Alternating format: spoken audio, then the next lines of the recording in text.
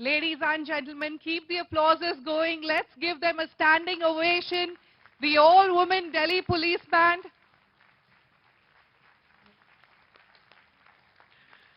A heartfelt thank you to the Delhi Police Band for the powerful performance, perfectly setting the stage for tonight's agenda of empowerment and change.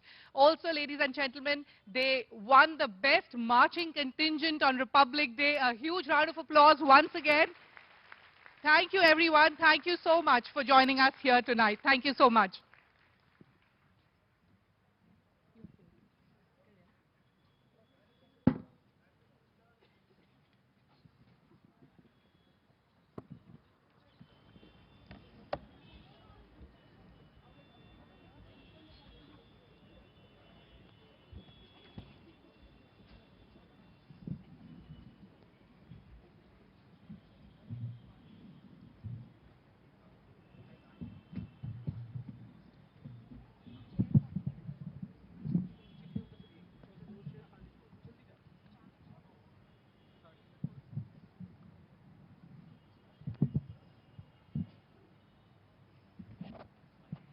Good evening, esteemed guests, visionary leaders and champions of gender equality. I'm Shruti Mishra.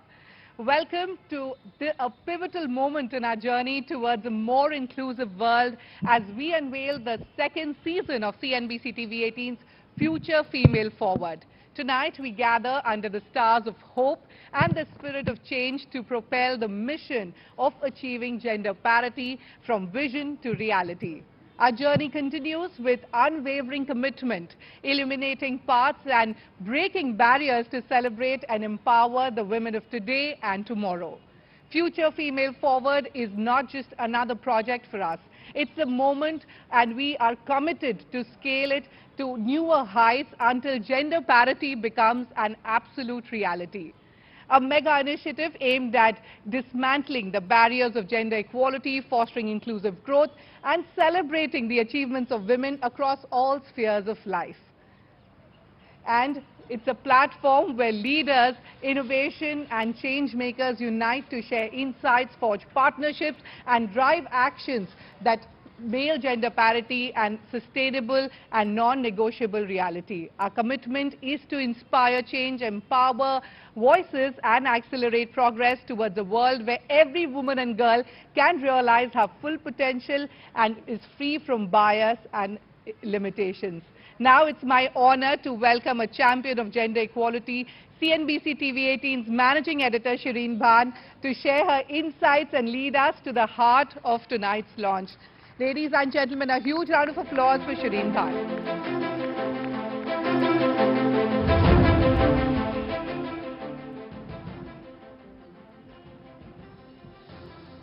Good evening, ladies and gentlemen. What an absolute honor it is to be here today to launch season 2 of what has been our passion project, Future Female Forward. I'm not going to present you with a long list of statistics on where women find themselves in the world today. You will hear about all of that as the evening progresses. I do, however, want to take a minute to talk about our purpose and the distance that we've covered in the course of this journey. We had a very simple threefold purpose of launching this campaign. Number one was to create a platform for meaningful, honest conversations on why economic empowerment matters to women and why women matter to the economy. I can proudly say that we have mainstreamed the conversation across the country, taking Future Female Forward to different cities and building a community around this cause. We've even brought in global perspectives by taking Future Female Forward to the World Economic Forum in Davos in 2023 and 2024. So, ladies and gentlemen, a big round of applause to all of you who've been part of this journey so far. It only gets bigger and better from here. The second point was that we wanted to create a playbook on how we create much more gender-balanced organizations. We wanted to ensure that we share best practices, that we swap notes on challenges and our learnings. And over the past year, ladies and gentlemen, we've spoken to leaders across different sectors, from technology to manufacturing, from financial services to travel and tourism, to aviation and hospitality. We've spoken to digital natives and to legacy businesses. We've spoken to large conglomerates and to startups. And the idea really has been to create a repository of good practices, of viable benchmarks, of real practical solutions of what works in the workplace and what doesn't. We have ensured that we've made this an actionable agenda that leaders confront front and center. This has to be driven top down as much as it has to be driven bottoms up, and we've tried to get CEOs to buy in to this mandate. And finally, our job as the media is to ensure fair, balanced representation, and we have passionately curated a formidable, diverse and high-powered pipeline of women achievers who inspire us with the sheer weight of their accomplishments. We will honor some very special women here this evening, women who prove unequivocally that there is nothing we cannot do as long as we get the opportunity to do so. So ladies and gentlemen, a big round of applause to all the achievers, the leaders who are amongst us here this evening. This evening really is about you. It is about your accomplishments. It is about what you've been able to achieve. Future Female Forward is not, and I repeat that, it's not about asking for carve-outs for women. It is about creating an environment that carves us in. We don't want to be accommodated. We want to be accepted for what we bring to the table. I think it was the actor Viola Davis who said in an acceptance speech for an award that she was getting, there is no grace in being invisible. So let us be seen, let us be heard, let us challenge the labels and boxes we're often forced into. Let us dream, let us do, let us be. As Anaisnin said, life expands or shrinks in proportion to one's courage. Let us be fierce, fearless, free and have fun while we're at it. Ladies and gentlemen, once again, my many thanks to each and every one of you for joining us here this evening, for being a part of the Future Female Forward journey. A quick mention and a note, because, you know, this is a journey that we couldn't have made ourselves. We couldn't have done this without the support of our brilliant partners. Thank you very much to Hitendra Dave and the entire team at HSBC. A big round of applause to HSBC for standing with us through the course of this journey over the past year. To the wonderful team at HCL Tech, thank you so much to Roshni and everyone at HCL Tech for the wonderful work that you've done with us. Thank you to the team at FICCI for championing this cause along with us. We truly ensure that we are going to be able to take this to the length and breadth of this country. So thank you again to FICCI, and thank you to all of our partners for lending your voice and lending your weight to this cause and for championing Future Female Forward. Once again, ladies and gentlemen, I hope you have a great evening. Thank you so much for joining us here today.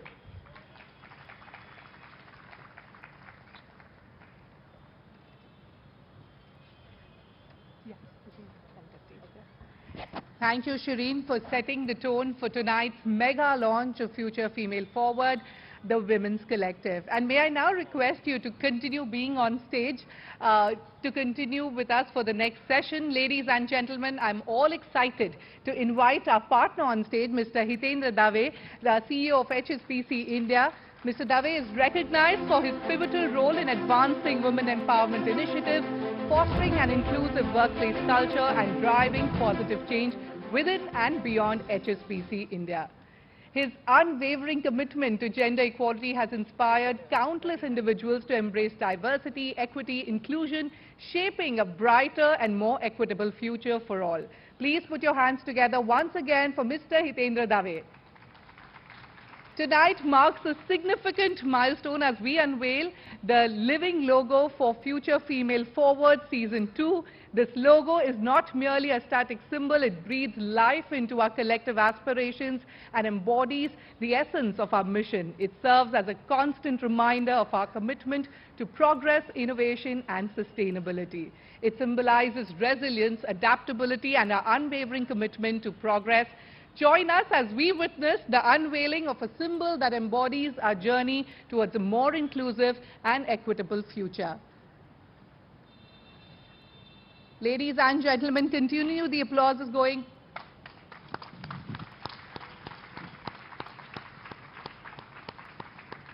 That's quite lovely.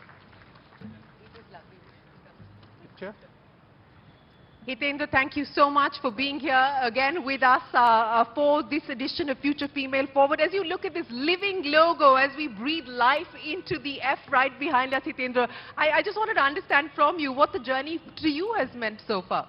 No, I've got this, yeah. So I think it's been just absolutely fabulous to partner with you, CNBC-TV18, for a cause that, you know, has triggered conversations. It's triggered conversations in HSBC, it's triggered conversations in families, in you know, broader platforms. So to the extent that we can play a small role in making sure that the equality of opportunity agenda, which is, you know, parity, happens, we are very proud and very privileged to have been given this opportunity. Thank you. Well, no, thank you very much, Hitendra, for partnering with us. But, you know, I want to understand from you some of the learnings, some of the lessons, some of the stories, some of the ideas that we've swapped along the course of this past year. Have you been able to incorporate that in any way at HSBC so far? Yeah. No, so it's a journey, right? I think nobody in this audience can claim that there is a destination here, right? This is a journey.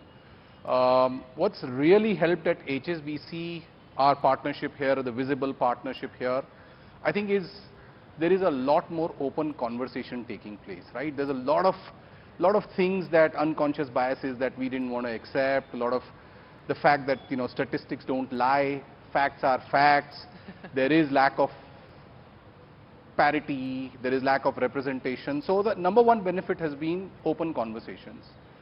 I think there is the second benefit has been that amongst men there is more conversation, right? I mean, this is what's the conversation amongst men?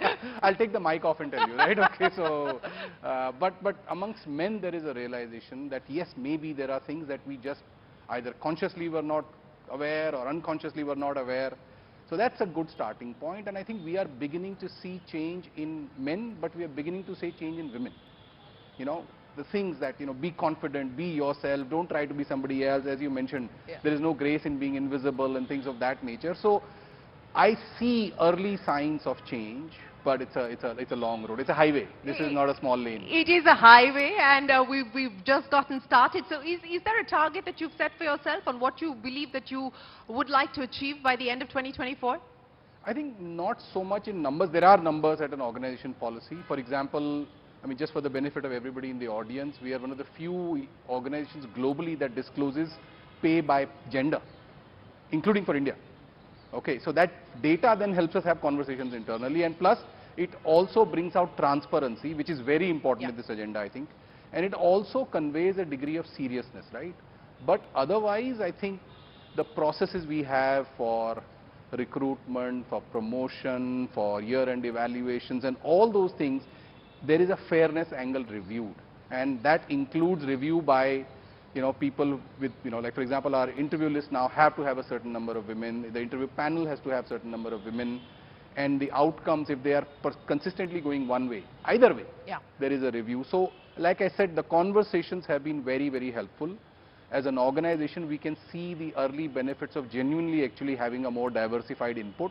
I think when we met last year, we had said that yes, this is a good social thing to do, but it is a great thing to do for an organization because you do get the benefits of better insights. Our customers are 50-50. Yeah. Right? Our customers are 50-50. So if we get 50-50 in us, eventually, then we will hopefully do better justice to the market as well. So it's a good to do, but it's a good, and it's a win-win, let's call it like that. Absolutely. It makes, it's the right business thing to do as well. So 50-50 by when?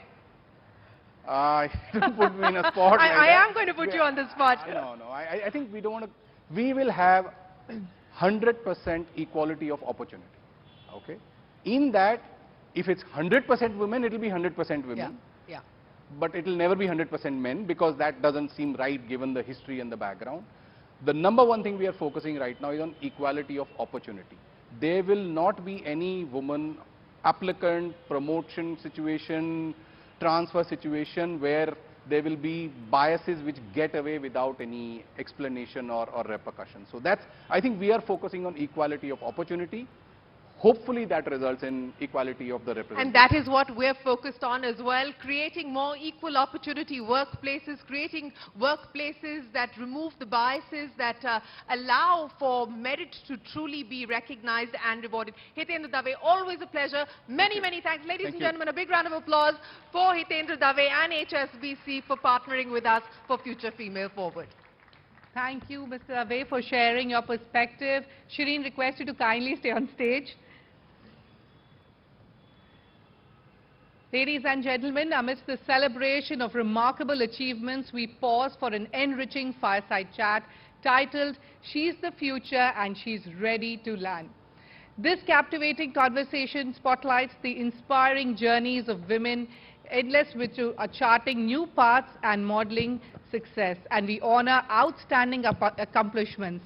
Let's also take this opportunity to gain insights, share experiences, and ignite the spirit of empowerment. Get ready for an illuminating dialogue that celebrates the resilience and vision of female leadership. Without further ado, let's welcome Ms. Jenny Johnson on stage. A huge round of applause. Also, before we dive into our conversation with our esteemed guests, let's begin by watching an enlightening AV. Thank you so much. Right here. Oh, you switch. All right, Shireen, it's over to you. Well, thank you very much, Shruti. Ladies and gentlemen, it is such a privilege for me to welcome here on the Future Female Forward stage Jenny Johnson, the global CEO of Franklin Templeton, one of the world's largest asset managers. What is it, $1.5 trillion of assets under management? 1.6 now. $1.6 trillion of assets under management. What a phenomenal feat that is. Jenny, it's so good to have you here. You know, I remember watching you speak, I think it was during the COVID period, or just before the COVID period, and you were asked the question, Jenny, that when you walk into a room, do you walk in, did you walk in feeling, well, at the start of your career, did you walk in feeling that your ideas and your views and your insights were going to be discounted anyway? So what was the point of opening up and speaking up? And I remember you said very clearly that you never let that thought into your mind. I want to understand from you, how did that happen? So the question was asked to me by, it was a new college student. We have a program called our Futures program, and a woman said to me, what do you do when you walk in the room and you know that the men in the room are going to discount what you say and what you think? And I said, wow, I've never actually walked in the room and thought that. And as you say that, my message to you is you should never think that either. It doesn't matter if they're going to waste their mind share on such a useless thought, but your mind share should be focused on whatever it is that you're in the room for. And I think that's really true. Like, I mean, we don't know what's in other people's heads and the biases that other people have. But they do have them. Sure, and they're going to have, and later, and I share experience when I was becoming CEO of something that happened to me that kind of woke me up a little bit to that more. But tell us that story. What happened then?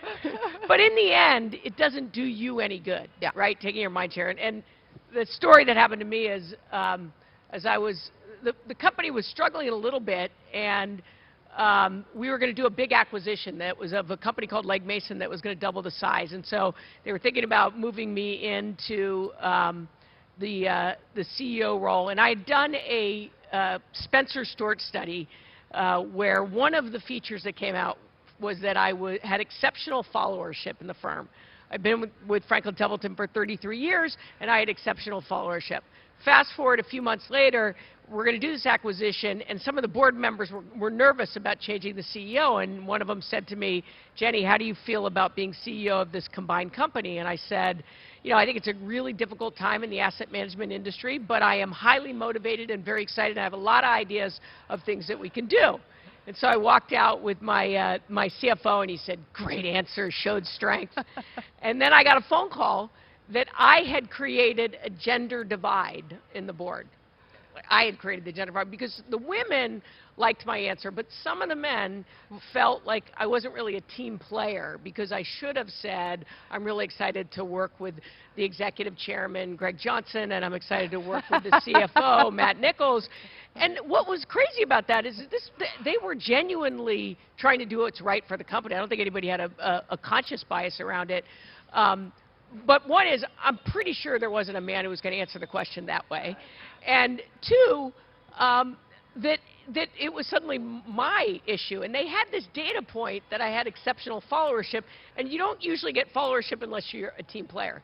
So it was one that was really kind of personal around, and I had to sort of work through that with the board around the biases that can happen. But also, great message on why it's so important, if we're going to have more women CEOs, that we have more women on boards, because there can be a certain connection that becomes important. You know, that's very important that you brought up those two issues. I want to understand from you, Jenny, why do you believe we don't have enough women? I mean, there's barely a handful of women running financial services companies globally. I mean, Citi's just about managed to get a woman, you know, at the top. EY has managed to get a woman at the top. Why is it that we still have so few women in leadership roles across global companies? You know, I don't think there's any easy answer to it. You know, look at my career started 34 years ago. So you have to look at the pipeline back then and what was going on, and it was certainly different. I was fortunate. My mother had 7 children and then went back to Stanford Medical School and became a doctor. That was pretty unusual. There were only 10 women at Stanford at the time that she was there. So I feel like I was really fortunate to have this role model. But the pipeline's really important. And so number one is you have to get the pipeline of women into the system to be able to promote. And two, you know, we can ask ourselves, there's a whole bunch of reasons why women fall out along the way, and I think we need to understand those. You know, again, I actually also think in the finance business, I was reminded by my daughter when I asked the question. I have 5 kids, 3 daughters, and I said, hey, are any of you going to join me in this business? And one of my daughters said, no, Mom, I want to do something that helps people. But it was a really enlightening moment, because I thought, you know, we've got to describe this business in such a way. I'm like, we help people all the time. We help people with the most, you know, important goals in their lives, but we don't describe it that way. And then if we can start to describe these careers in a way that resonate with women, then we're going to attract more women into it. Well, you know, 5 children, and you're the global CEO of Franklin Templeton. How does that happen? I probably missed a few things along the way. Well, actually, people ask me, one of the things, again, I think I was fortunate to have a mom who was such an amazing achiever. She's still alive today at 88. I think that the way I looked at things is I'd look at my life, and if I felt a conflict between something personal and something with work, I'd try to think 5 years from now and say, when I look back, which of these things is going to be more important? And often you got clarity around whether that, whatever that home thing was, or whether that work mattered. And I tried to kind of have that drive me. Well, that's very good life advice that you've just shared with us, because very often when we are making these conflicting decisions and the guilt, I mean, do you suffer from the sort of mom guilt, the wife guilt, the CEO guilt? Because this is the conversation that I've had practically every female CEO, and I mean, it was Indira Nui who told me, she said, if I could make a T-shirt that would say, I'm guilty, I would make a T-shirt that said, I'm guilty. Is that something that you've dealt with as well? And trust me, your kids know that that's a way to get to you. So they will use it in any way they can. You know, yes, of course. But again, I always said I'm a second-generation guilty mom. I do think as people have a mom that works, they're going to, and have a good relationship where they're going to be understanding. But we're also a role model to our children, and so both to girls and boys. And so I always looked at it and said, you know, one is I'm providing that kind of role model. And by the way, I want to be clear here. I always say to people, look, the great opportunity for women is that we get to choose whether we want to work at home in a full time. Because I got to be honest, There are a lot of times I was on maternity leave where I was like, I need to get back to the office so I can get a rest. You know, but it's that choice that's so important, and that's what I think we're striving for, is to have that choice. You know, I want to now talk to you about what you talked about, the leaky pipeline, and what you've been able to do at Franklin Templeton to ensure that you actually build out that pipeline, that you retain women, that you ensure that women get to leadership positions. Is there anything specific that you've done as CEO that you believe has worked, or that's different from your predecessors? I don't know. I think part of it is you're a product of your times. And so, you know, it is a time where this conversation is happening much more, and so there's a lot more opportunity. But I think look, in the end, if you want outcomes, you better be data-driven. And so one is, what are you getting in your pipeline?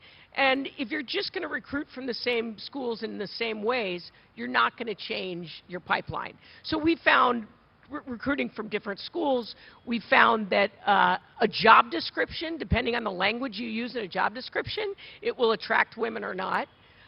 Policies, your HR policies are really important. I actually do think this more flexibility where you can work from home some of the time or work on your own hours at some of the time plays to women's strength, because we know that women spend more time on home activities.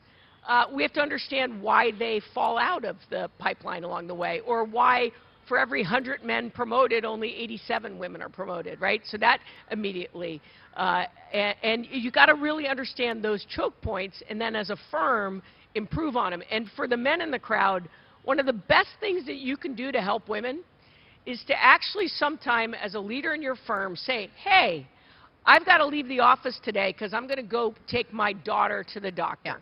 Right? Because then you normalize a behavior that often is put on women, and it makes it acceptable. It doesn't matter what your HR policies are if your leading males who are setting the standard don't actually act on some of those HR policies. So that's a really important point to be able to talk about. No, I couldn't agree with you more, and I think that is something that we certainly encourage within CNBC, within the newsroom as well, is get the dads to say that, you know, we're going to look after the parent-teacher meeting or whatever the case may be, and make that part of normal conversation, of normal role and responsibility. But you know, Jenny, since you talked about hybrid work, and you talked about having the flexibility at work in terms of the hours, whether you go into work or, you know, through COVID, we heard that this is never going to be the same again, that we're never going to go back to work. It's going to be flexible, it's going to be hybrid, and suddenly you now have a lot of your male colleagues saying,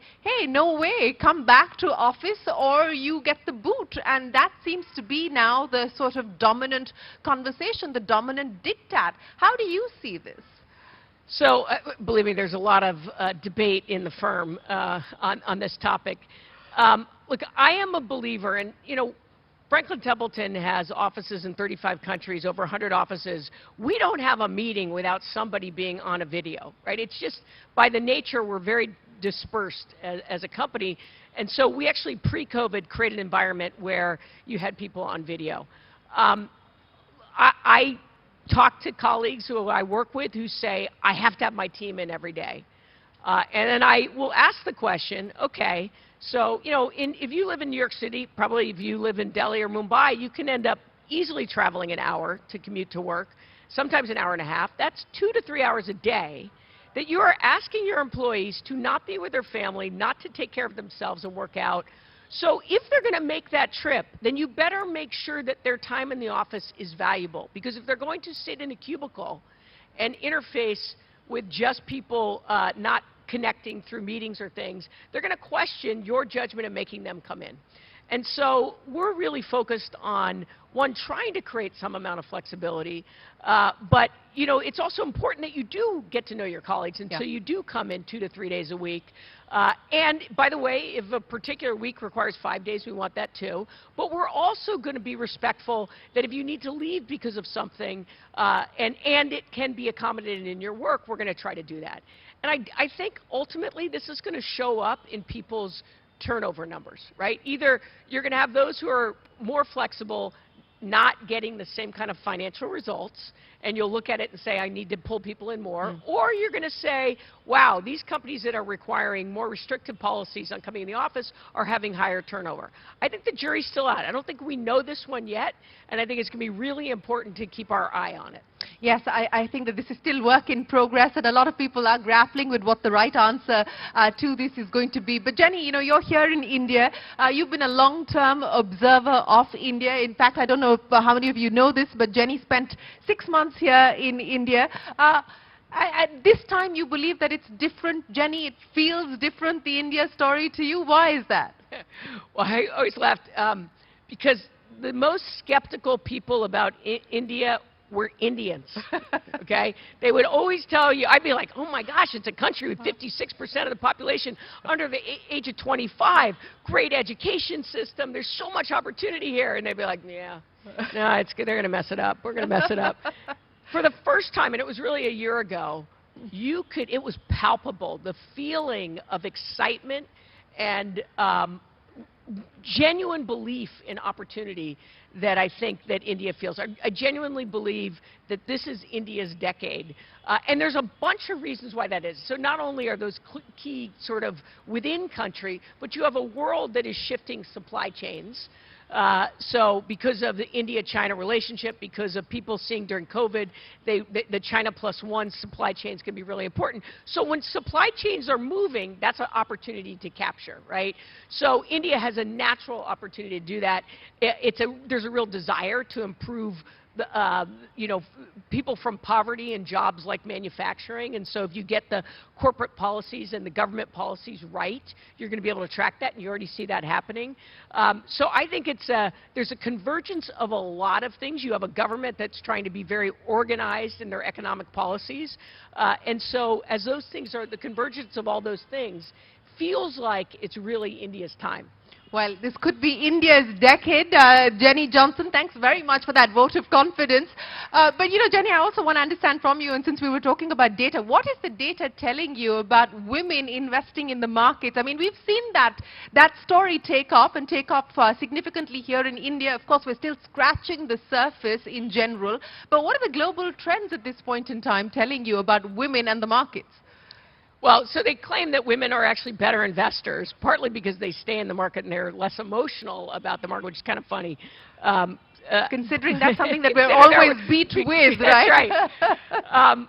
You know, here's a statistic that I often use, and I don't fully understand why it remains so bad, but less than 2% of U.S. venture capital money goes to female entrepreneurs. Yeah.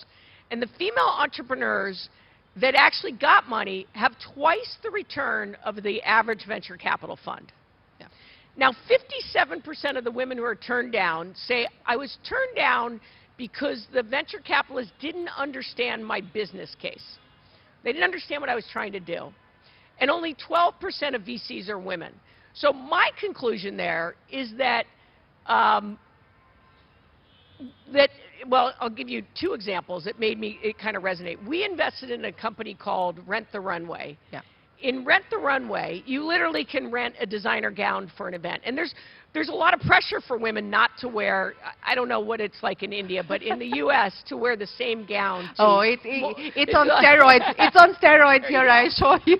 So it's really expensive to try to keep up with that. So this concept of renting the runway, and then I was thinking about, I just imagine you're pitching this idea of we're gonna rent out these designer dresses, and you're pitching it to a bunch of venture capitalists who all are wearing the same tuxedo that they've had for 20 years, right? You can see how that's gonna not resonate with folks. Yeah. And so, you know, one is we have to get capital out to these underrepresented groups. It's the only way that society, people will feel like the opportunity is fair, right? It doesn't mean it's equal outcomes, it's about equal opportunity.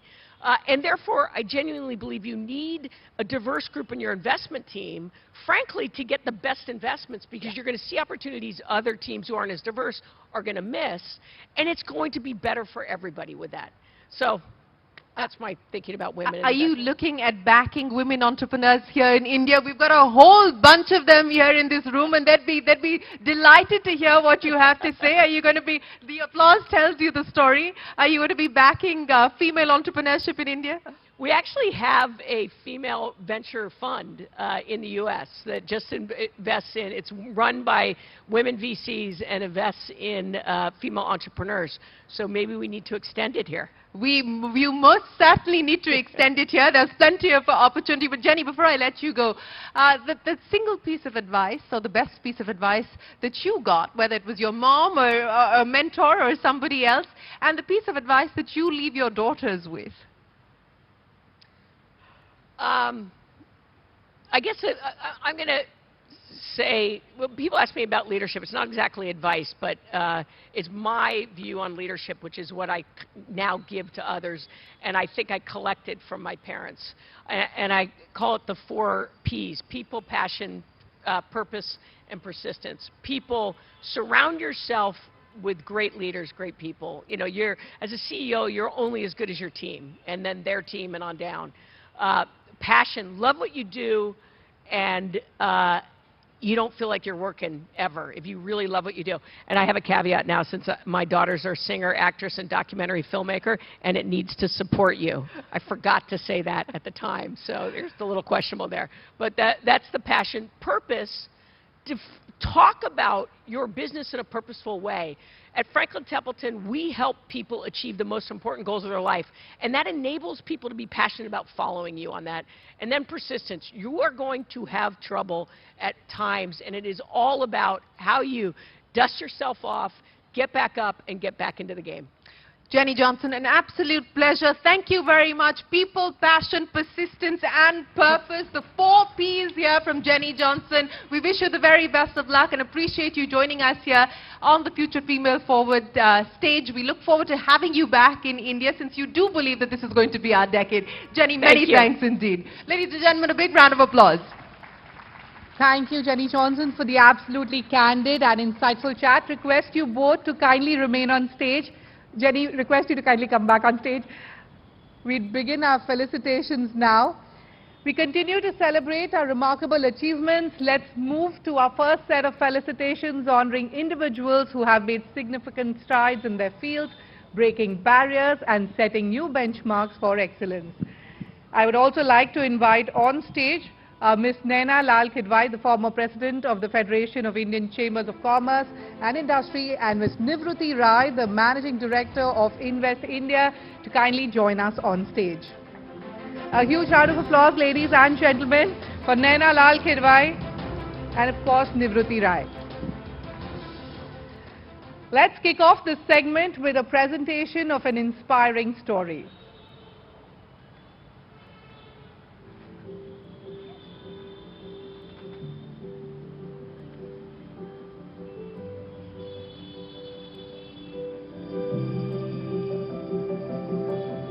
Meet Gul Panag, an actress, voice artist and model whose journey from the ramp to the silver screen has captivated hearts and inspired minds. Gul Panag's ascent to fame began with a crowning moment of triumph as she was crowned Femina Miss India Universe in 1999. She captured hearts with a poise and charm.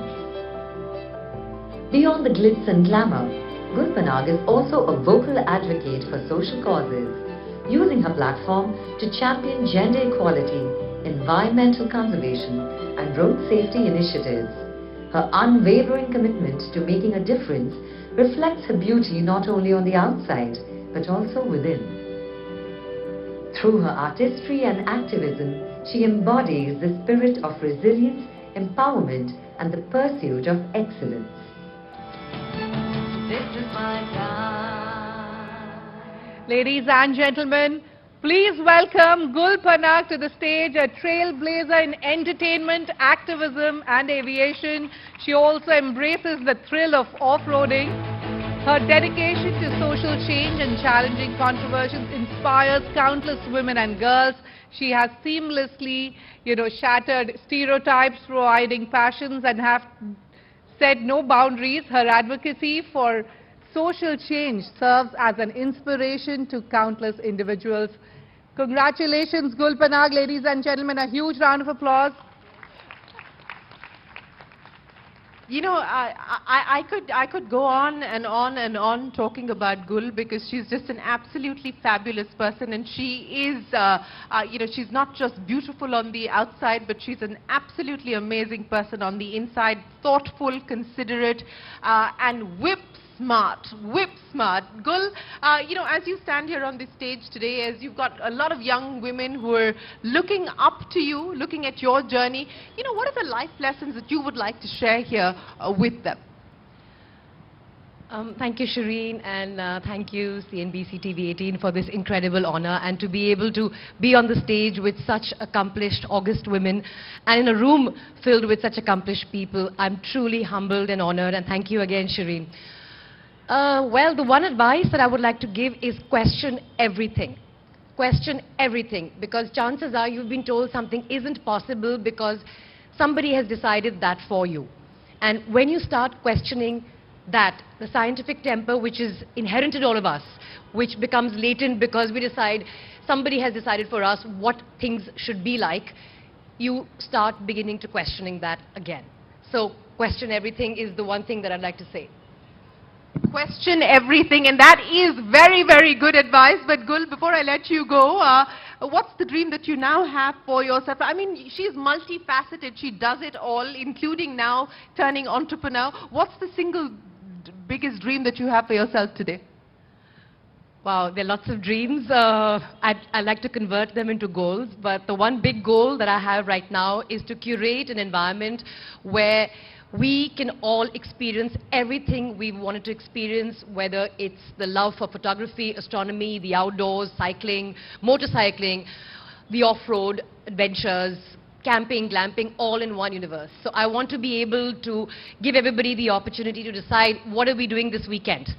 And you should be able to choose from a host of things aggregated on the platform for you, which give you an option from doing, say, the usual that we these days do, go to the mall or binge watch your favorite OTT show. So I want to push people to get out there and explore, spend time in the outdoors, and put all of those options on one platform for you all. So that's what I'm building.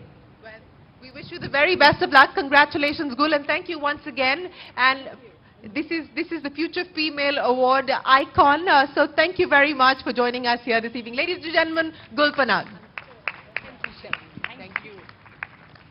Congratulations, Gul Panag, and thank you for inspiring the upcoming generation of women and girls. Thank you so much.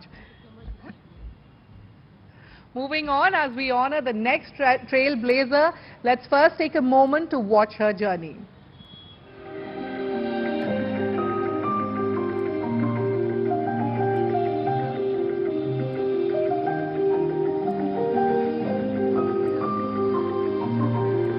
Captain Shivani Kulkarni, born with a passion for aviation, journeyed from an Indian Air Force cadet to commanding Indigo's A320 Neos. Breaking gender biases, she has proved that talent transcends gender in the cockpit. Her IAF training holds skills in handling emergencies, laying a foundation for her confident piloting. In her late 40s with years at Indigo, the mother of two has also flown Embraer Phenom 100 jets. Captain Kulkarni's story embodies ambitious women defying limits where passion meets the clouds.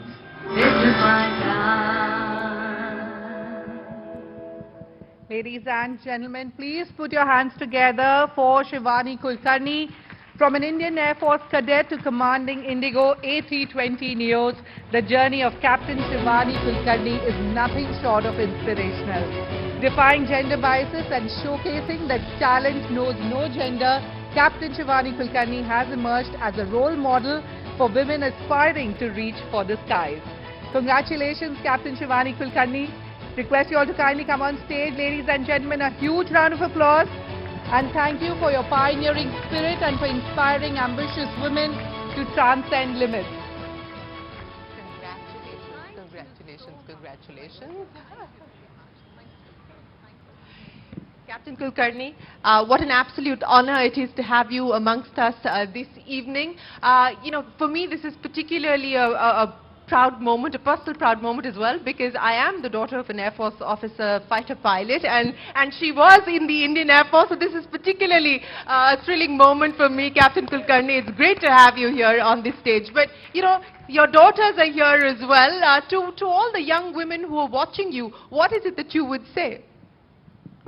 First of all, thank you very much, CNBC-TV18. It's an absolute honor and pleasure to be here, first of all, sharing a stage amongst all these dignified women. Thank you so much for giving me this opportunity to be there here. Actually, standing here in front of all of you, especially there as two of my daughters, my young daughters are also there. This is what I would say is that it's a limitless possibility which most of the women still in the rural areas still are not aware that aviation is not only as an aviation, not only in the Air Force, but also as a civil aviation, is one of the safest profession. It's one of the best profession. It's somewhere which just doesn't limit you only till the sky. The universe is your limit now. You can just go ahead. You can be there shoulder to shoulder with your male colleagues, male counterparts. Opportunities are given to you. You can keep rising. It's just we have to all spread this amongst all the women, young girls, that just try taking one step and there is a universe waiting for you. It's a beautiful, beautiful career, and just see, I started at the age of 20 and I'm here and I'll still there to go on till the age of 65 in case I'm going to be as fit as I am.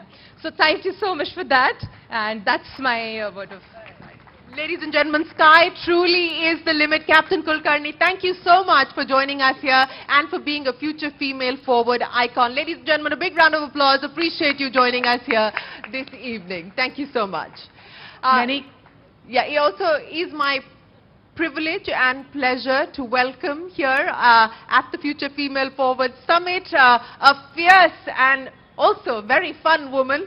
Minister Smriti Irani joins us. Thank you very, very much for being here with us. She is going to be up on stage in just a short while from now. Thank you so much. I know it's been a busy evening, but thank you very much for joining us here today. Shruti. All right, moving on. Get ready to witness the unfolding journey as we share the accomplishments of our next champion.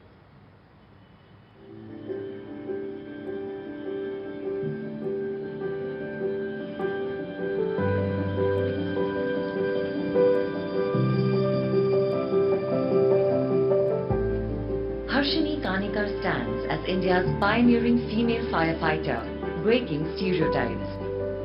She was the first woman to enroll at the Nationwide Fire Service College in Nagpur, a milestone that paved the way for women in firefighting.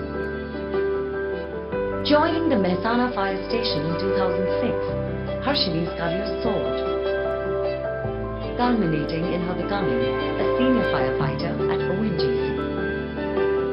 Her proficiency in emergency response showcased her dedication to the profession. Tonight, in New Delhi, CNBC-TV18 formally acknowledges her historic journey, a testament to professionalism, gender equality, and unwavering dedication within the firefighting domain. This is my time. Ladies and gentlemen, please put your hands together for Harini Kikar, who made history as India's first female firefighter, breaking barriers in a male-dominated profession. Her pioneering spirit has not only opened doors for countless of women, but also exemplified that courage and determination transcend gender. Congratulations, Ms. Kikar, for inspiring a new era of women to aspire and achieve beyond boundaries. Harini, congratulations, and what an honor it is to have you here with us. How did you think about wanting to do this to start with? Jai Hind. I'm so feeling proud that my inspiration is sitting next here to me, Shivani Kulkarni ma'am. We are from the same unit, number 2 Maharashtra Air Squadron, and one day I read her interview, and in that interview she wrote that for joining Indian Army Flying Branch we have to select physics, chemistry, math subjects. So following her I chose BSc PCM from Nagpur LAD College. But unfortunately, I didn't get through in Indian Air Force. But I moved on. Then I tried for Indian Army. Then also I didn't get through. But I again moved on. One of my friends told me, you want to wear uniform. So there is Vardi in National Fire Service College. So only for that passion to wear uniform and serve the nation, I purchased that form. And I was unaware of the fact that there was no girl in that college. So me and my father went to National Fire Service College, which is prestigious, only unique college in entire Southeast Asia. It is established since 1956, and I'm talking about year 2002. I went there, I showed them the form, and one of the persons said, "Madam, ये college आपके लिए नहीं है, आप कहीं और चले जाइए."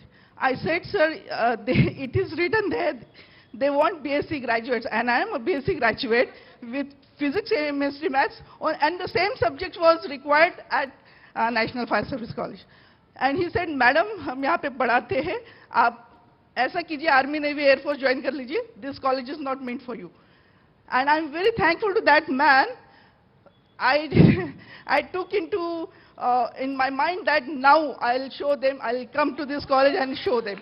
And I passed that exam, and in between about 200 Jains, I used to go to college alone. I studied in a Jains college alone and did my graduation colorfully.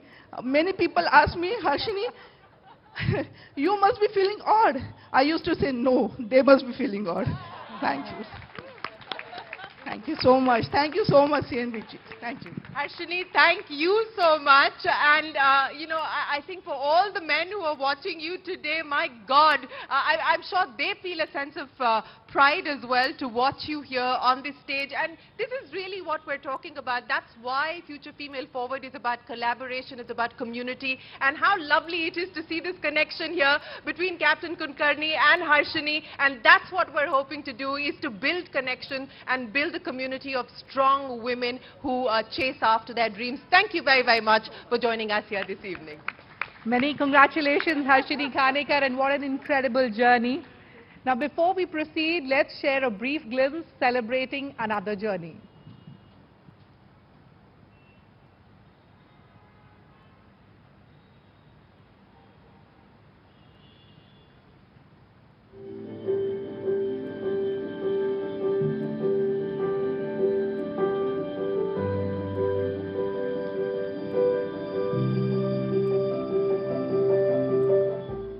Shaheen Malik, a survivor turned champion.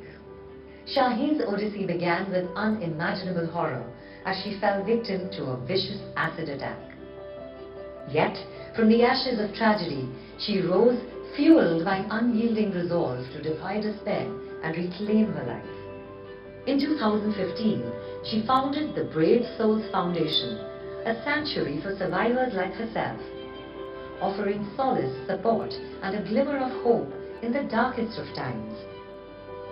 As we celebrate her extraordinary journey, let us honor Shaheen Malik not only as a survivor, but as a beacon of hope and inspiration.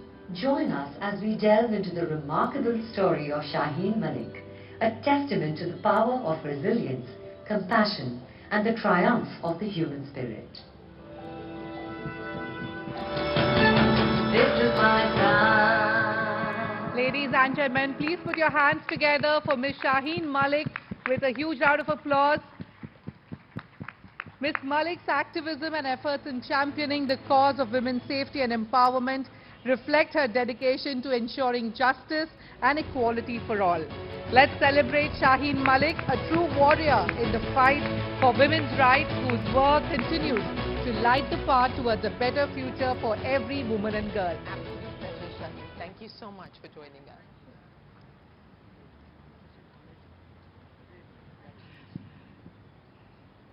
Shaheen, thank you so much for being here with us at the Future Female Forward Summit.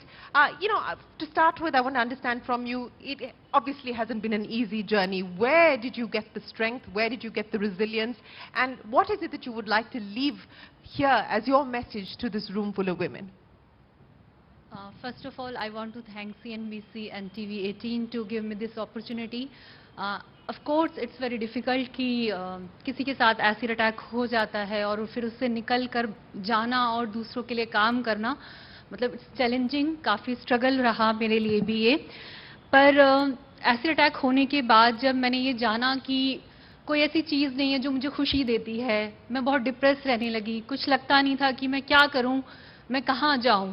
तो मुझे opportunity मिली कुछ दूसरे survivors के साथ काम करने की और मैंने उनके रिलीफ के लिए काम करना शुरू किया.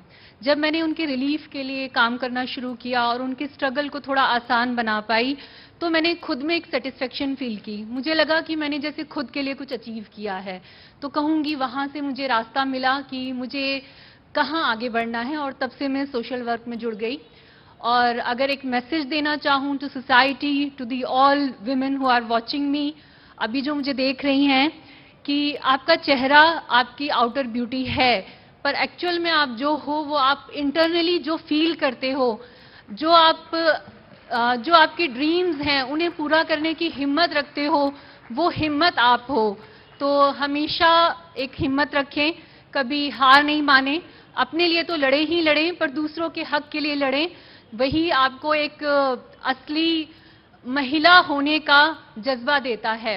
And the second thing I want to say कि आप अपने लिए जब लड़ेंगी तो आपकी आवाज़ सिर्फ अपने लिए नहीं होती, उन हजारों महिलाओं की आवाज़ आपसे जुड़ी होती है, क्योंकि कहीं ना कहीं वो आपको देख रही हैं, आपको सुन रही हैं और आपकी हिम्मत उन सब की हिम्मत है. Thank you. शाहीन मलिक, आपको दुनिया देख रही है, पूरा भारतवर्ष देख रहा है. आपकी जो स्ट्रेंथ है, आपकी जो रिजिलियंस है, it will inspire generations of women. We thank you so much for everything that you do, and thank you so much for honoring us with your presence this evening. Ladies and gentlemen, Shaheen Malik. Many congratulations, Shaheen Malik. I'd also like to thank Ms. Kirpai, Ms. Jensen and Ms. Rai to thank you so much for doing the honors. Shireen, request you to kindly remain on stage.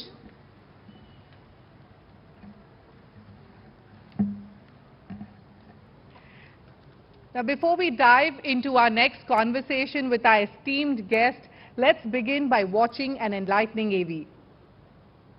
At Davos 2024, India made its voice heard, not just for itself, but for women worldwide. Led by Smriti Irani, India's voice boomed with the launch of the Alliance for Global Good, Gender Equity and Equality. The government not only through the treasury helps the cause of gender and inclusion, but also helps bring together the development sector, investors, private players to ensure that the Prime Minister's agenda of women-led development is fulfilled. Women from across trade bodies, women from across political nationalities, women from across the development sector. There are 800 women this year at Davos. All of them are extremely grateful for India's gender presence. From STEM classrooms to boardrooms, from villages to global capitals, this alliance tackles the challenges women face every day. More than 10,000 voices join the chorus. Corporations, NGOs, governments, forming a powerful symphony of change. With Bill and Melinda Gates Foundation and World Economic Forum as allies, Invest India at the bridge. This alliance paves a path to a brighter future. Break the bias, build her dreams. Be the change for global good. HSBC presents CNBC-TV18 Future, Female, Forward. The Women's Collective, co-presented by HCL Tech, powered by Parity. Ladies and gentlemen, welcome to an engaging fireside chat centered around India's Alliance for Global Good, Gender Equity and Equality, set against the prestigious backdrop of the World Economic Forum in Davos 2024. Here we come together to delve into the remarkable progress and innovative strategies led by India's Alliance for Global Good in championing gender equity and equality on the global platform. From advocating for inclusive policies to forging collaborative alliances, this initiative reflects India's steadfast dedication to enhancing the rights and opportunities of women worldwide. Join us as we explore the diverse facets of gender empowerment and pave the way towards a fairer and more inclusive future for all. Let's extend a warm welcome to the Honorable Minister of Women and Child Development in India, Srimati Smriti Irani ji. And of course, Shireen, it's over to you now. Thank you very much, Shruti. It's so good to have you back here with us on the Future Female Forward stage. So thank you very much. Ladies and gentlemen, a big round of applause for Smriti Irani. Can I tell them the backstory? Please do. So this is what was going on in Davos. It was crunch time. We were literally at the end of the World Economic Forum's annual meeting, and we were supposed to do an interview together. And she said, after the interview, take your mic off. I need to tell you something. And I was like, okay. And we go into a room, and she's like, okay, everybody clear out, shut the door. And I'm like, okay, what is going on over here? And she said, you know, we're working on something really big. I can't tell you what it is, but hopefully in the next few hours we should know whether we're going to be able to make that announcement or not. And I was like excited, so wondering what is going to come off of this. And cut to the India reception, which is what the Confederation of Indian Industry organizes in Davos at the World Economic Forum, and we have many of the CII folks here with us, and they were part of this as well. And she walks in, and you held my hand, and she just looked at me and she said, it's done. And I was like, okay, what's done? And finally we see her go up on stage and make the announcement that India has had a massive breakthrough in Davos. It has actually put together a conglomeration of corporates across not just domestic, not just Indian companies, but global companies, global organizations, and the World Economic Forum coming together for the cause of gender parity, for the cause of gender empowerment, to forge a global alliance for good. So congratulations, Smriti Irani, on getting that done. What was that moment like for you? I think it's a moment for celebration for the gender cause in India. We are the first nation in the world, and I may say so this, knowing the journey that we have all undertaken, which has made a financial case for emancipation. A decade ago, when we spoke about the rights of women and parity and equity, it was looked from the lens of a hand-me-down, as though women are waiting for a dole or waiting to be rescued.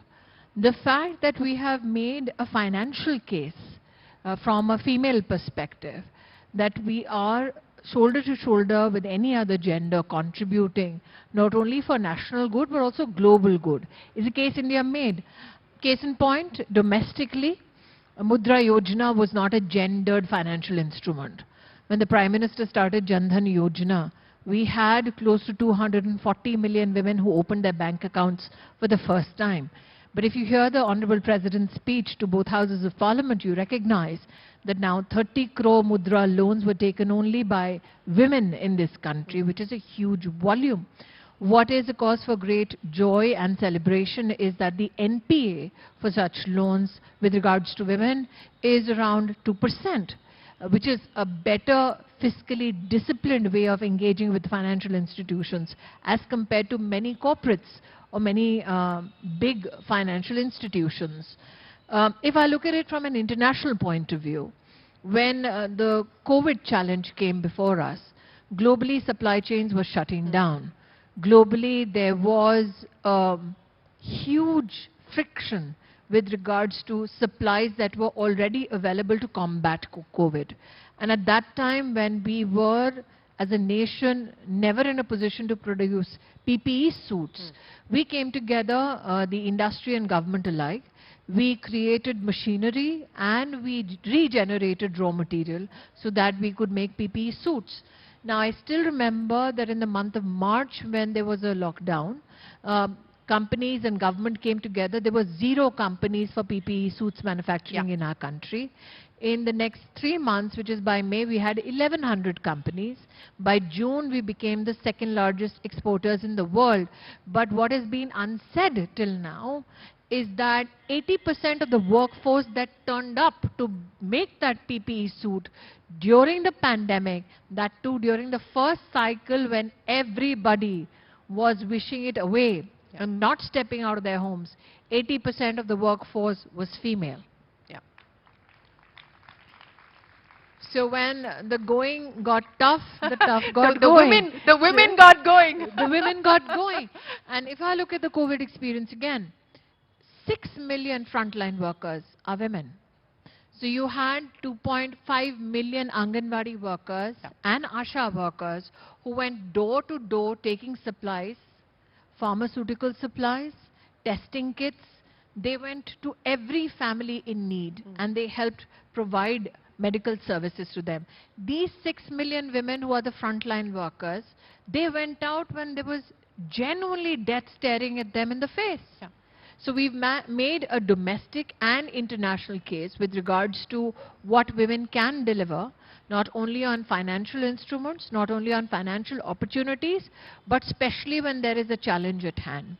And I think that it is for the first time in the history of the World Economic Forum that the World Economic Forum came to the India stage to say, can we be your network partner? So it's only the Indian woman who could drag the World Economic Forum to an Indian stage and make them commit. What is fascinating also is that we worked on this alliance for a mere 72 hours. The perception about our country today, not only about our strength as a nation, but also people, our talent pool, our capacity to deliver on promises, is such that in 72 hours, domestically and internationally, we had a commitment from 10,000 companies, which is unheard of. So what we managed to create, yes, is an alliance not for ourselves, but for global good. And I think it's a reflection of what India promised in its G20 presidency. When the Prime Minister says we are one world and one future, well, if the future is female, it's definitely forward and it's definitely a future that comes together to create alliances for global good and not only for women. So I think even the wordings of the alliance is very reflective of what women are capable of, especially in India. That when we came together not only for each other, but we came together for everybody in the world. You know, and she was joking about this. She said, I have the most expensive handshake because whoever she was meeting in Davos, she was getting them to sign up for the Global Alliance. And as she pointed out, 10,000 corporations have come on board for the alliance. Now, what are the next steps? What is it that we should expect from here on, now that the alliance is set? I think that there are 3 elements to the alliance which need reflection. One is, what are the basics on which people came together on? Education, health for women is of paramount importance. We at the World Economic Forum spoke and heard many conversations about a fractured world, a fragmented ecosystem across the world. But we are the one country that can become the democratic glue that brings together a fractured world. And when nations at large spoke about the capital crunch, what is the first element which becomes a victim to such capital crunch? The interests of women. And that is why when companies said that they will join this alliance, they said so because we said we would like to prioritize issues of education and health for women. So what are the best technologies that we as a nation can offer for global good? For instance, again taking away from the COVID chapter and how India responded to the COVID chapter. We had a digital platform like CoWIN, which we have implemented for the larger use of our citizenry, but we also shared it with many nations. So there are many such digital platforms and digital associations that now we offer to the world on behalf of the alliance. For instance, in the G20 meetings, we've had a lot of interest shown in India's Poshan Tracker, where the service delivery mechanism for beneficiaries with regards to nutrition and vaccination and childcare and early childhood education and benefits that can go to pregnant and lactating mothers is something that I think sparked an interest in every country that had a one-on-one conversation with the government of India. So we will now offer these digital solutions to everybody. The second aspect on which the alliance found a lot of resonance with many individual organizations, apart from corporations, is the Global Gender Gap Report. Now, many of the Global South challenges are divorced from the realities of the report. we understand that when you look at the political ecosystem in countries such as ours, where women are not only politically established in parliament or in legislative assemblies, but also are equally productive in their contribution at the grassroots, like our panchayats, that finds no recognition. Now, many people will presume that a global gender gap report is just meant for research and may not have an impact on the economies of a nation. But we know that globally now, when international investors look at a country, they also factor in whether we are fair to the gender quotient in our country. So, have we ever recognized that a global gender gap index report actually is used as an instrument to not only shame, but also ensure that investors shy away from our country? So those are the conversations that happen in subdued voices in the Global South and in the African Union. It is the intention of the alliance to ensure that if there is a parameter to judge how gender justice is implemented in a country, let it be done not from a prism of shame, but from an effort to empower. So I think those two huge steps are to be undertaken under this alliance. And I also feel that India has committed itself with regards to gender during the G20 presidency. We are the first country in this world, and I'm very proud of that, which mainstreamed the female agenda at the G20. Before India's presidency, gender was an issue which was discussed on the sidelines, left to civil society, and there was just a paper among civil society members on gender. Prime Minister Modi is to be complimented that he made it a part of the main agenda, and now G20 will have a working group for women and young girls, and we are hoping that the Global Alliance will then service the needs not only of the G20 working group, but also B20, W20 and Empower. So I'm hopeful that the alliance, in collaboration specifically in India with the Confederation of Indian Industries, will find that position, and I'm hopeful that as a part of that alliance, Shireen, the Future Female Forward agenda will find a global resonance in that alliance and as a part of our collaborations with nations at large. Well, that is certainly something that we would hope for. That is certainly something that we intend to work towards. We do want to make this and take this mainstream and make this much more a part of the global conversations as well. You talked about the Global Gender Report, and I know that there have been changes that have been made, and changes that were made on account of your pretty vociferous sort of back and forth with the World Economic Forum on the way that they look at political empowerment, and that was factored in, and which is why we've actually jumped significant number of places. I've also tried to push the economic agenda, and which part of the economic agenda was not receiving recognition. Today the Prime Minister speaks about 10 crore Lakpati Didis is his new, I think, aim. He has declared that 3 crore women will be made Lakpatis. Now, that is unimaginable in the self-help group history that our country has seen. But if you look at it from an economic lens, these are 100 million women who have an economic activity worth $37 to $38 billion every year in the grassroots economy of our country. They do not get recognized for their fiscal discipline. And when I say fiscal discipline, it's because they take credit from banks and financial institutions, service those loans and pay them back. Again, NPA in those institutions for self-help groups, if you see the numbers, oscillate between 2.5% to 3%. Now, in the past 10 years, these self-help groups have received over 8.2 lakh crore rupees from the government of India, apart from the credit that they also take from banks, which means that there's a volume of transaction that they do, there's a volume of economic activity that they do, but it does not globally get recognized as one of the great changes that have happened in our economy. And I think if you start computing India's female strength politically at the grassroots in the panchayat, we have 1.5 million women who are elected to office in our villages that go unaccounted for. And these 100 million women who only do work in self-help groups across the country, they are not accounted for in the Global Gender Gap Report. So can you imagine if just this strength of Indian women starts getting computed, how much better will we do on an indice?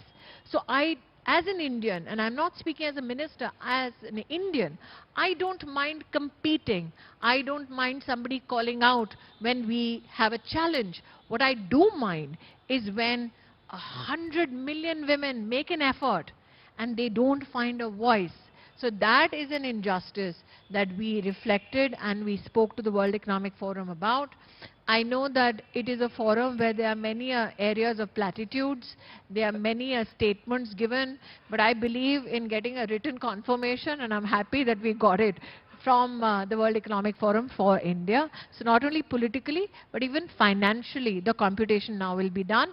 If not done, and if I ever have an opportunity to land up at that door again and they don't hear me knocking, I'm sure to break it down.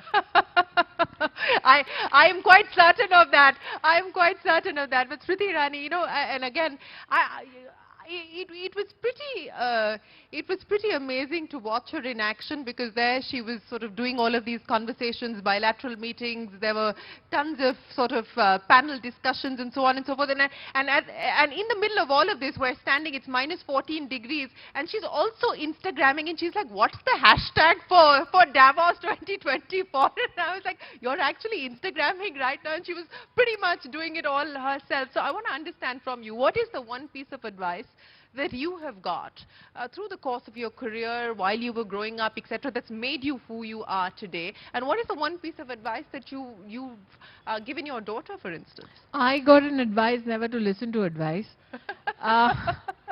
Because life brings with you, to you opportunities and challenges. No matter who you listen to, it's what you end up doing is a consequence that you bear individually. So I would rather bear the consequence of my own action than to somebody's advice.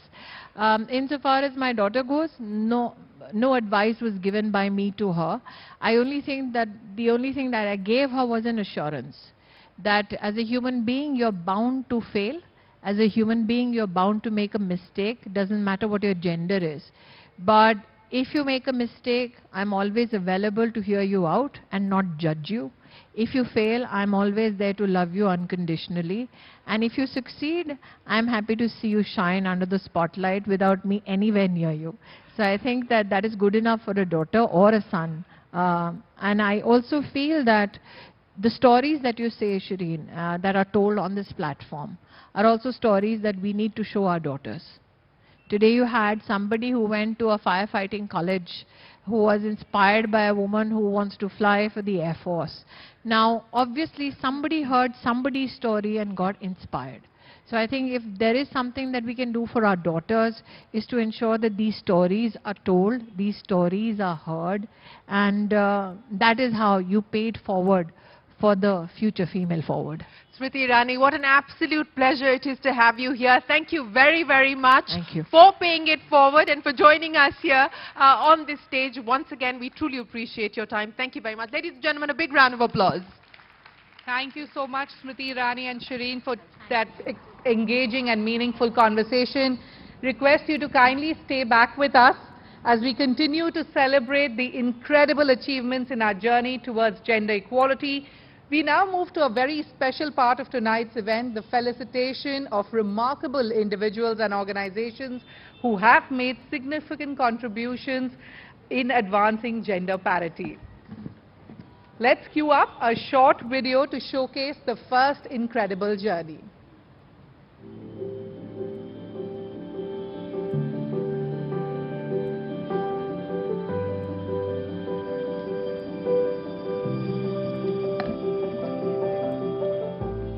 Ravneet Kaur, a pioneering IAS officer, is the first woman chairperson of the Competition Commission of India. With over 2 decades in government, she chaired the India Tourism Development Corporation, served as Joint Secretary in the Department of Industrial Policy and Promotion, and was the Special Chief Secretary in Punjab's Agriculture and Cooperation Department.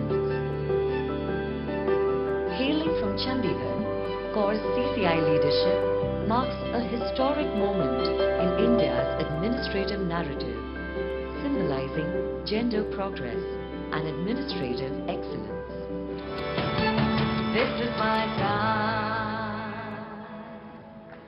Ladies and gentlemen, we're celebrating a trailblazer in governance and regulation, Ravneet Kaur, the first woman to head the Competition Commission of India. Ms. Kaur exemplifies leadership and commitment to fair economic practices. Ladies and gentlemen, once again, please give a warm round of applause for Ravneet Kaur.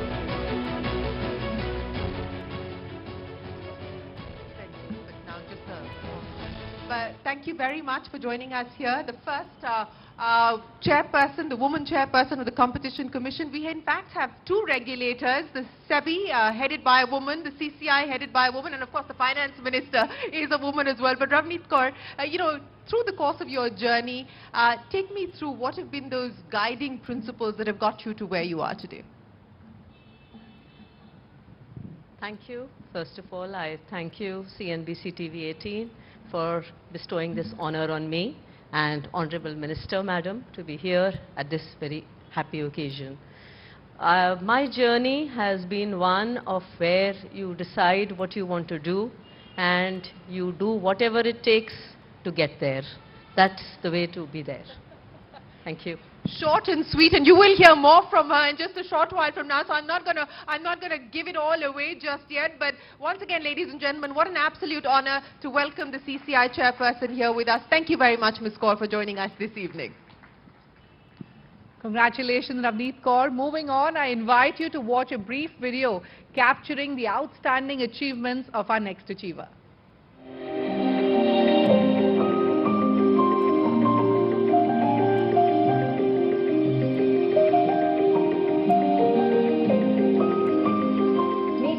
Bindu, a second-generation military leader, have made her a legend along the line of control.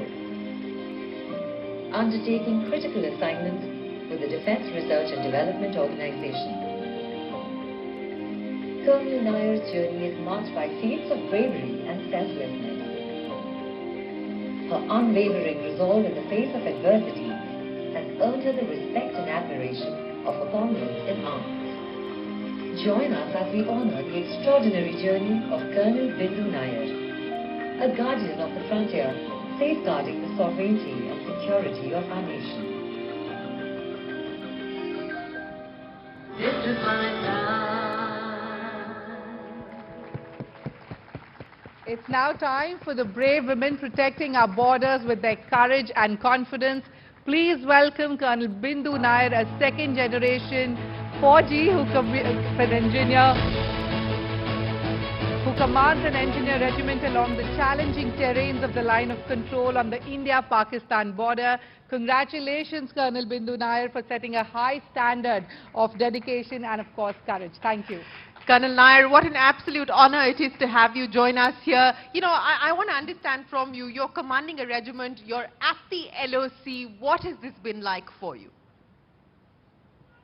Firstly, it's an immense pleasure and honor to be here amongst the august gathering of fabulous women achievers, path breakers and path makers.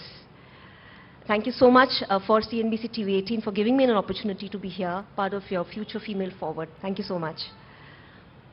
Well, commanding a regiment on the LOC implies that I have my troops deployed all along the line of control, braving absolute challenging terrain and weather conditions. So the biggest challenge that I have is to ensure that the adverse impact of the terrain, the weather and the environment doesn't impact my boys, their safety and security, and also the efficacy of the mission that has been assigned to us. That is what I feel has kept me going. I can only imagine what that is like, but when you're commanding a regiment, you've got adverse weather conditions to deal with. You're on the LOC, which is probably one of the most treacherous terrains psychologically as well.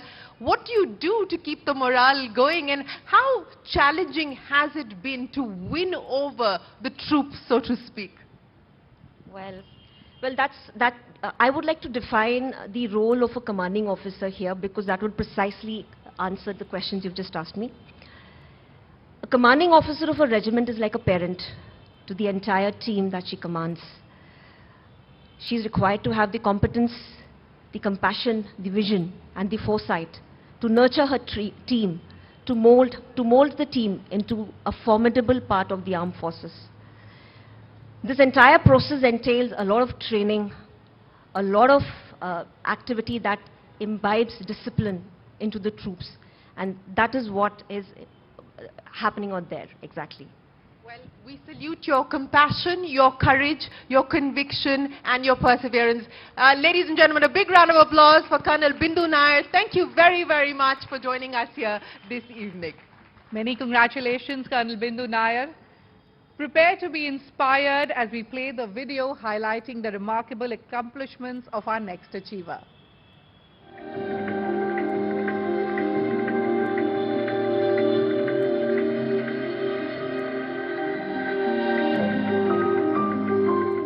Lieutenant Commander Prerna Devasthali, a serving officer in the Indian Navy, is recognized for her groundbreaking achievement.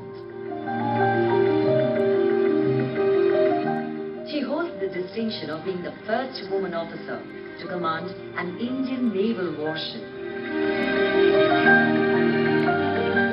Additionally, she made history as the inaugural female observer of the Navy on the Tupolev Tu-142 maritime reconnaissance aircraft.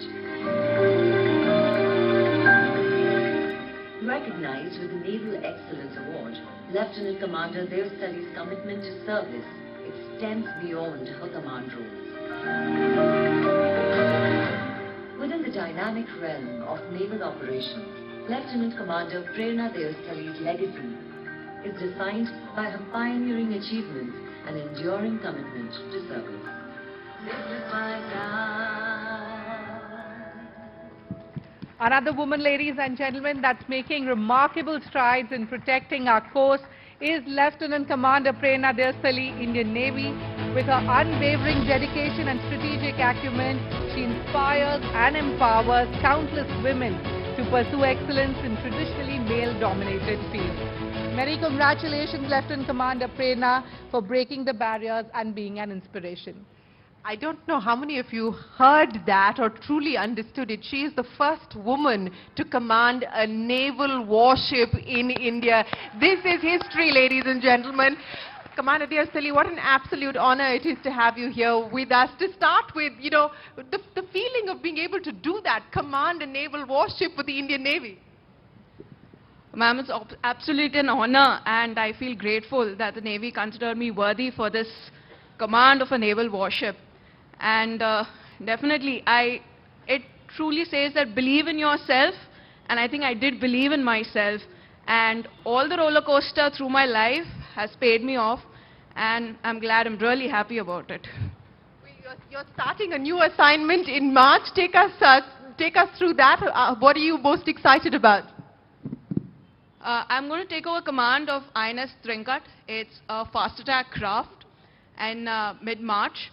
And believe you me, life at sea is challenging, engaging, and filled with fun-filled activities.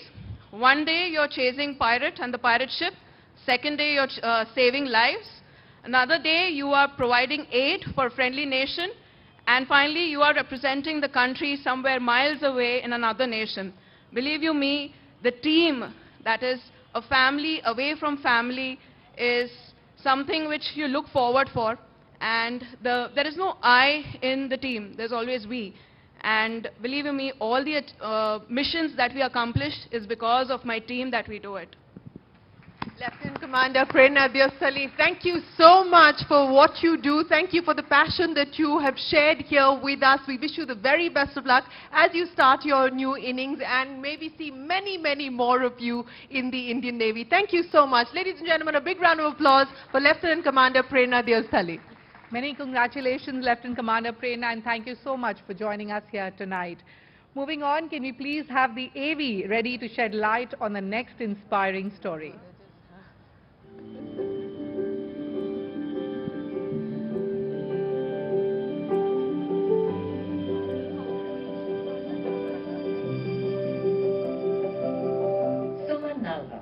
2011 batch IPS officer of UT Carter, brings over 23 years of diverse police service experience. Starting in 1996 as an Assistant Commissioner of Police, she has served in specialized units across Delhi and Andaman and Nicobar Islands. Her accolades include the President's Police Medal for Meritorious Service and the Home Minister Police Medal for Best Trainer in 2019. Suman is a Shivani Scholarship recipient, obtaining an LLM in International Human Rights Law from Essex University, UK. An accomplished author, she has contributed to books on dowry, domestic violence, juvenile justice, self-defense for women, and crime against women. Her diverse expertise and commitment make Suman Nalva a notable figure in India's law enforcement. This is my time. Ladies and gentlemen, please welcome Suman Nalva, the DCP and PRO of the Delhi Police. With her strategic communication skills and commitment to public service, she plays a pivotal role in maintaining law and order while fostering positive community relationships. Suman's leadership shines as she works tirelessly to ensure the safety and well-being of all citizens. Well, thank you very much for being here. Ladies and gentlemen, I have to say that I saw her in action.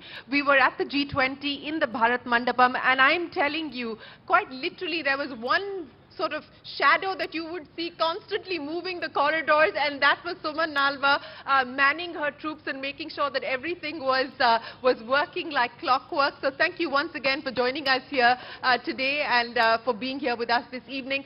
You know, again, I want to understand from you, what has been that one thing that's motivated you, that inspired you to be where you are today? First of all, thank you. It is indeed an honor to be here today to receive this award, especially from Honorable Minister. She has been an icon and an inspiration to many of us. So thank you. And of course, thank you CNBC for starting this discourse, because I believe that we have a very enabling political system. So this discourse is enabling the social system also to create an ecosystem that is going to make women come forward with a much more powerful stride than ever before. So thank you for that. Well, thank you very much for joining us, and we wish you the very best of luck. Congratulations once again. Thank you, Suman Nalva, for being here this evening.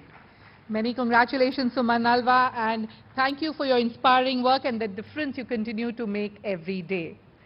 Let's now watch the last AV for this set of felicitations to honor our next achiever.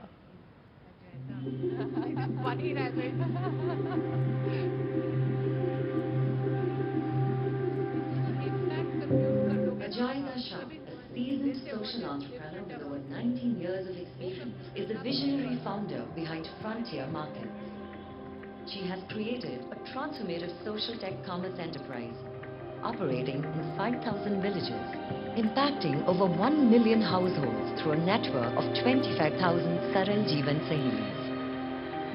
Aaya Sha has also earned her various prestigious accolades. A global advocate, she addresses critical issues like digital inclusion, climate change, and gender-smart investing in forums such as COP23 and UN SDG Summit. Aaya Sha's impactful achievements showcase her dedication to driving positive change at the intersection of technology, commerce, and social impact.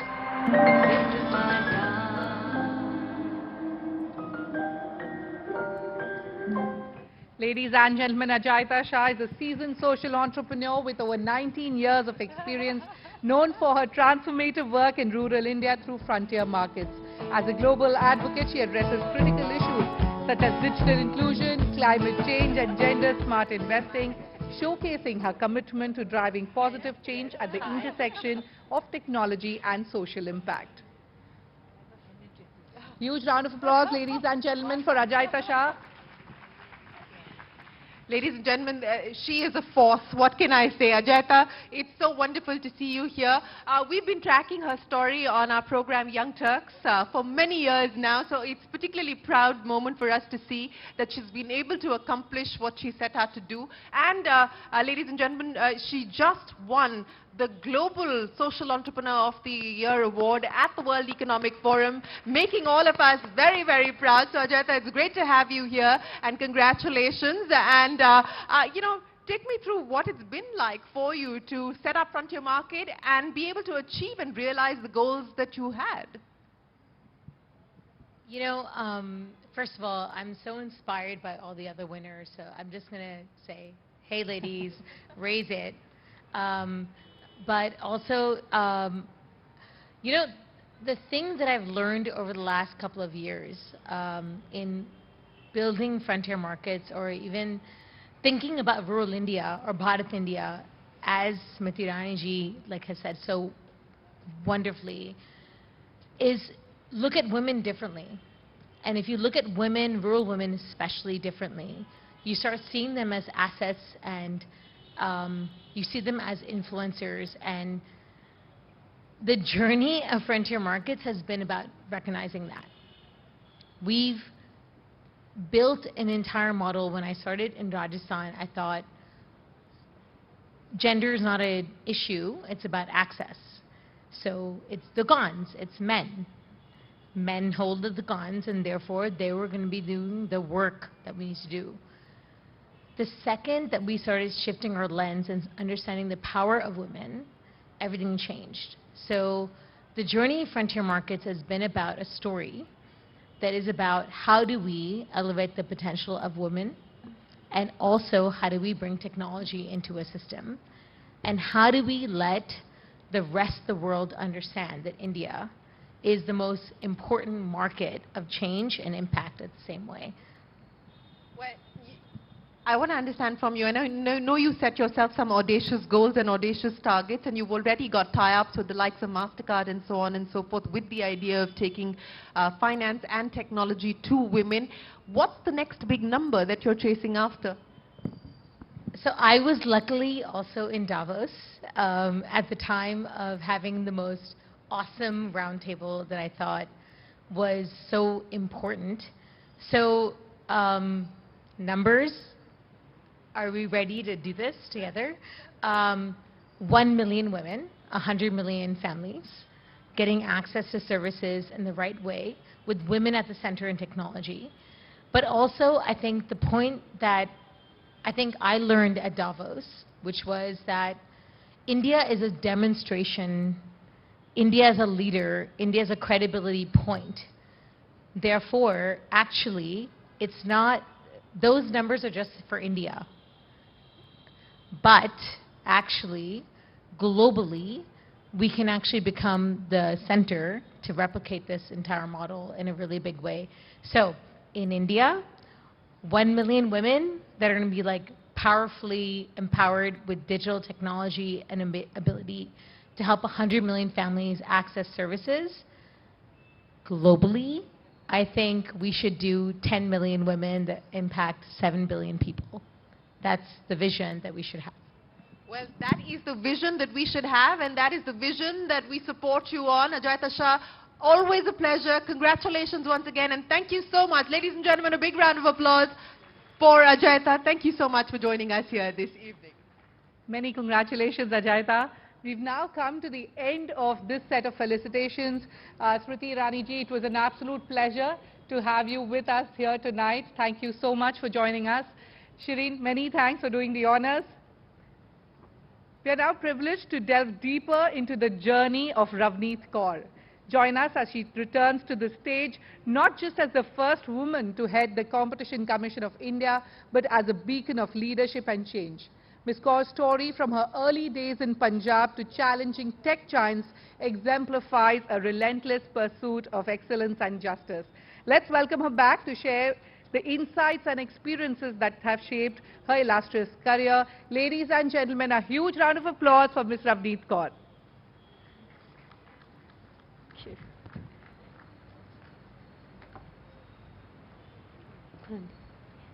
Slides. And yeah, okay. Great. Thank you.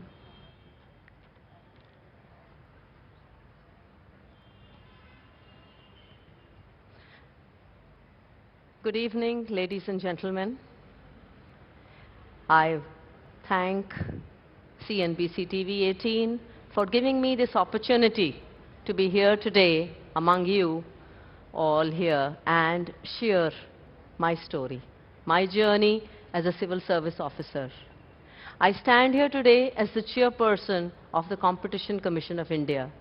But it all started long, long ago in the early 1970s. My journey started with a dream. I was the daughter of a civil servant. My father was in the Indian Administrative Service. And during the Indo-Pak War, in the year 1971-72, I got to see him very closely as a district magistrate in the border state of Punjab. That's what became the inspiration for me. But things are not that simple. There is a jinx. So what is this jinx? Well, you may belong to a bureaucratic family, but you are 4 daughters. That's not something which fits into the social milieu. Your parents have the responsibility of educating you. They have the responsibility you are married. That's a big task. Are you really up to it? Would you be able to fulfill your dream? That is the question. Can you get there? Because dreams are still very fuzzy. What's the reality? Can the two meet? It's not that simple that you are excelling in a school in a small town of Chandigarh. It's a national competition, and you compete with the best. Can you do it? For me, that was the question.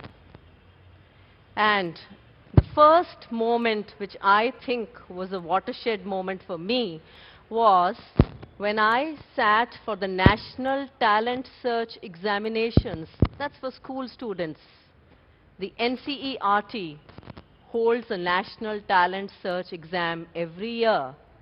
And a few couple of 100 students are recognized for academic excellence.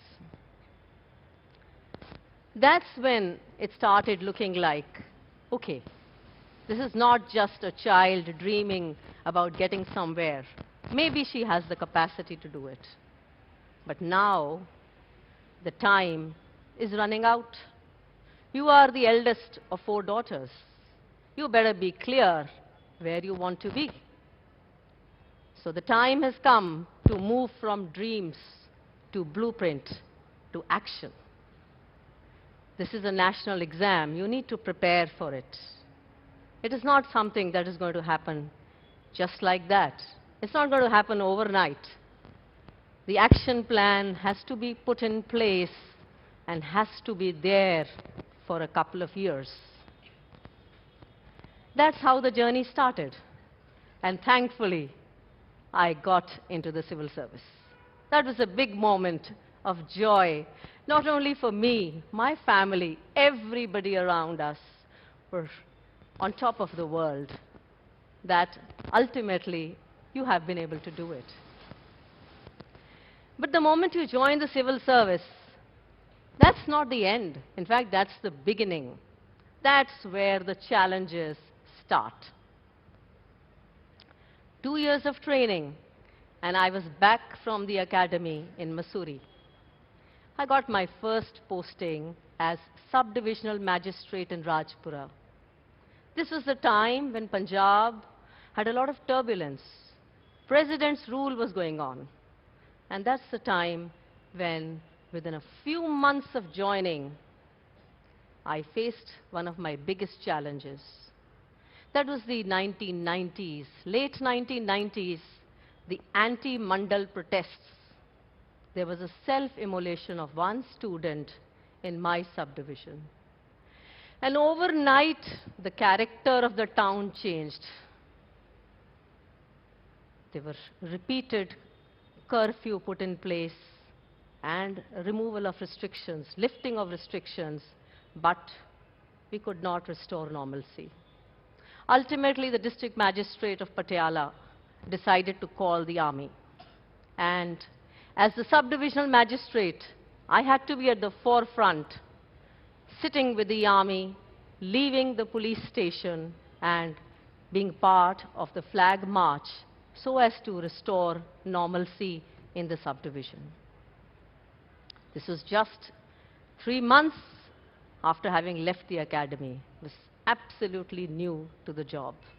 This was the first time one had to face this kind of a situation. So the journey as a civil service officer continued. And more than 2 decades later, I was working as Principal Secretary General Administration. Walked into the Chief Secretary's office. And he said, "You were Subdivisional Magistrate Rajpura, no?" I said, "Yes." So I had gone on a tour to that subdivision. And I learnt about you. In the year 1990, when you were there, towards the end of the year, there was an oil tanker which was trying to avoid the main highways and was speeding through some village roads. It overturned and there was a blast. There were some people who died. And now, when I asked them, "Do you remember who were the officers over the years who have worked here?" And somebody in the crowd mentioned, there was this one lady. This oil tanker blast happened in the early mornings of the day, early hours of the day, and she was there. She was there till all the people who were injured were moved to hospital.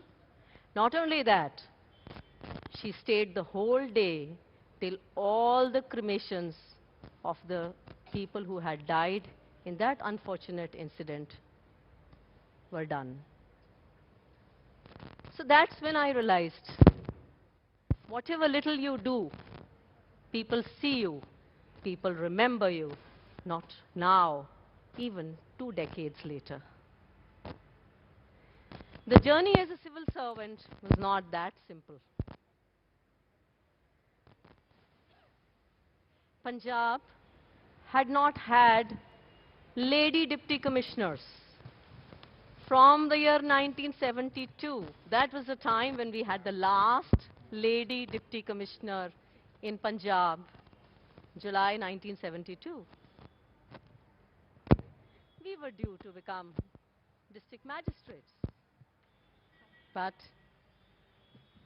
is it that simple? Will it come your way? I think yes. That's when I'm reminded of Paulo Coelho, who said, when you want something, all the universe conspires in helping you to achieve it. Lo and behold, Punjab got its first lady chief minister. This happened in the month of November 1996. And the moment she came, she said, "If I can be chief minister of a state, if I can run the state as a lady, why can't ladies be district magistrates? If lady IS officers can compete with men, if they can be heads of departments, they can lead departments, they can be secretaries of departments, why not district magistrate?" And one fine morning, there was an order issued where me, along with one of my batchmates who were due for becoming DC, were posted as deputy commissioner. This was the post-terrorism phase. If you are not aware, Gurdaspur is the border district of Punjab, bordering the international border with Pakistan. It was also at that time the second largest district of the state. But well, you can do it, and Yes, whatever the challenges, one rose to the occasion and achieved whatever was required to be done. That journey continued. I am not going to go into the details of all assignments, but let me tell you, each assignment came with so many opportunities, so much to do, whether it was setting up new government colleges in backward districts, which was something which would benefit women more, because they are the ones who do not get access to education when they have to travel far off. Or it was the Make in India action plans being converted into milestones and deliverables, or it was the support for industry and development finance institutions during the global meltdown of 2007-2008. I could count more such things like negotiating the largest ADB program loan of USD $1 billion for rural cooperative credit restructuring. Let me tell you, the journey went on, and each assignment came with a whole lot of opportunities for doing public good, gave immense amounts of satisfaction, and it kept one on one's toes. There was no time to sit on your laurels. Today now, as I stand before you as the chairperson of the Competition Commission of India, I have the privilege of heading an organization that has made a name for itself. It has a solid reputation of intervening timely and ensuring that the market works as a level playing field, to promote and sustain competition, to check anti-competitive practices, and to quickly approve mergers, various combination filings that happen. It has also been an important enabler for business to grow through the ease of doing business in terms of compliances, in terms of green channel approval of merger filings. All along, it has been at the forefront of work changing the landscape to ensure competition is promoted. Today in the organization, we stand at an important juncture. There's a big change happening. We are now making a significant shift to trust-based regulation, where we are looking at new commitment frameworks for quick market correction, new settlement framework for remedies and final closure, introduction of deal value thresholds so that we can catch the killer acquisitions, or even the leniency frameworks which will encourage and incentivize people to report about additional cartels.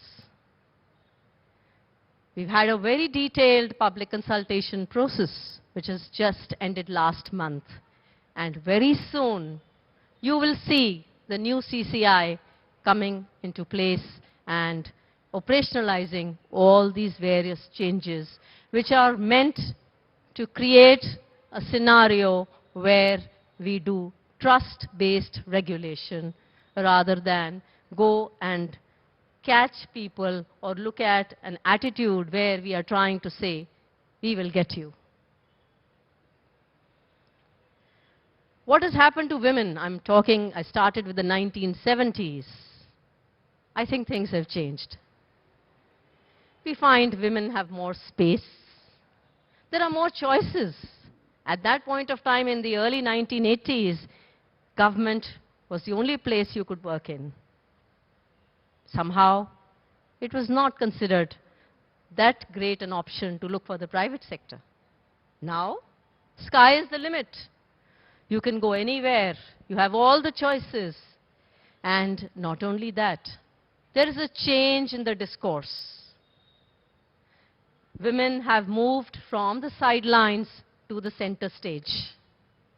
There is more government societal support.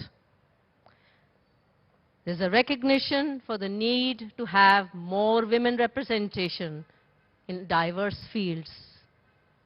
There's a big push on amenities for women. How do we empower them? The bank accounts, the gas connections, or even toilets for girls in schools. Things have changed, and we need to have more women in leadership roles.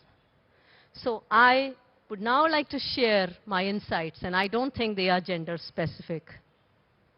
They apply to all of us, even to me. Be the inspiration, set an example, and perseverance is key. Have faith, and even when you get there, be curious. Never stop learning, because you are going to be put in places where you will see new things every day, and you have to be up to it.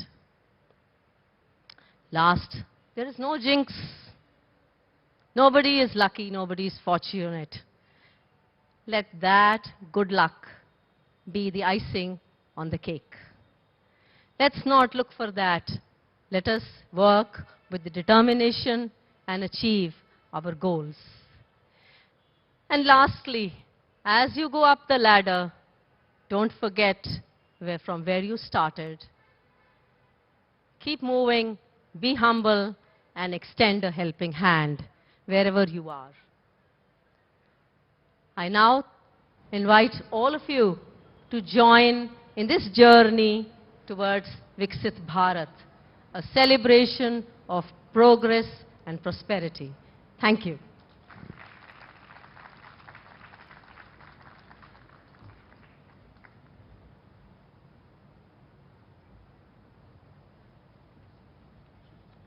Thank you, Ms. Kaur, for sharing your inspiring journey and invaluable insights with us. Your dedication and pioneering spirit truly embody the essence of leadership and perseverance.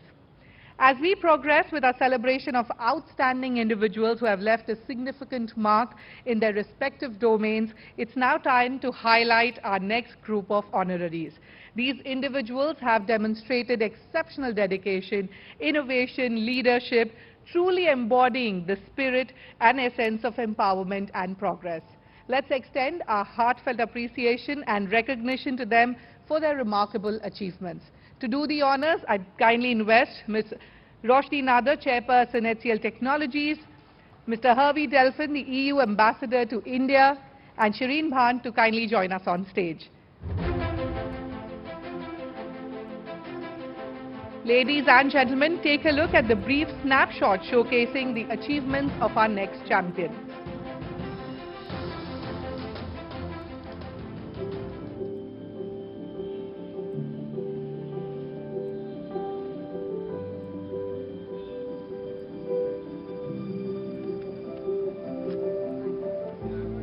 We are honored to acknowledge Dr. Annapurni Subramanyam, the esteemed director of the Indian Institute of Astrophysics, specializing in stellar evolution and galaxy populations. Dr. Subramanyam embarked on her academic journey at Victoria College, demonstrating unwavering dedication to advancing our comprehension of celestial phenomena.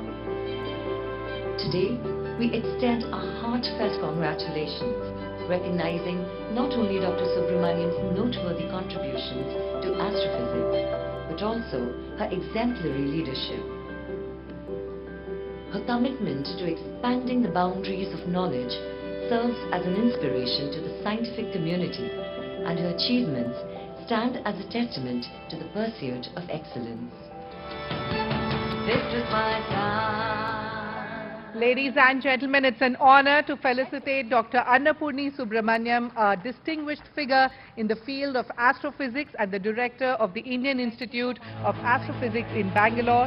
Dr. Subramanyam's groundbreaking work spans diverse areas, including star clusters, stellar evolution, and galaxy populations, contributing significantly to our understanding of the cosmos.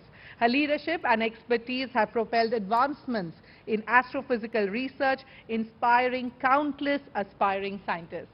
Dr. Annapurni, what an absolute honor it is for us to welcome you here to the Future Female Forward stage. Thank you so much for joining us. You know, from the lessons that you've learned over the course of your career, through your journey, what is it that you would like to leave here to this audience, to the young women who are watching you?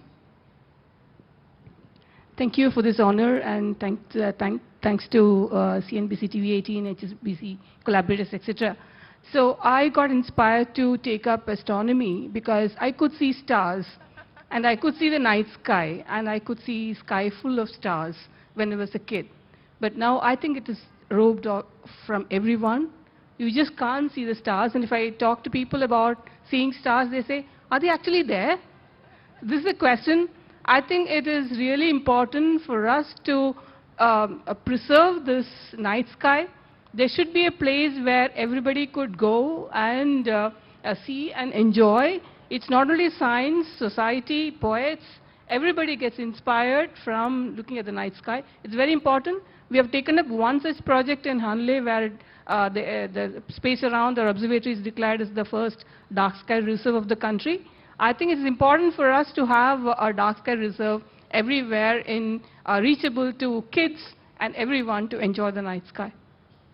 I couldn't agree more with you. We would all like to enjoy the night sky. I hope the pollution lets up a little bit for us to be able to do that. But what has been the hardest mission, the hardest project that you've worked on, the most challenging, and the lessons that you've learned from that? One of the projects which I've worked on was the UV imaging telescope. I was a calibration scientist on that.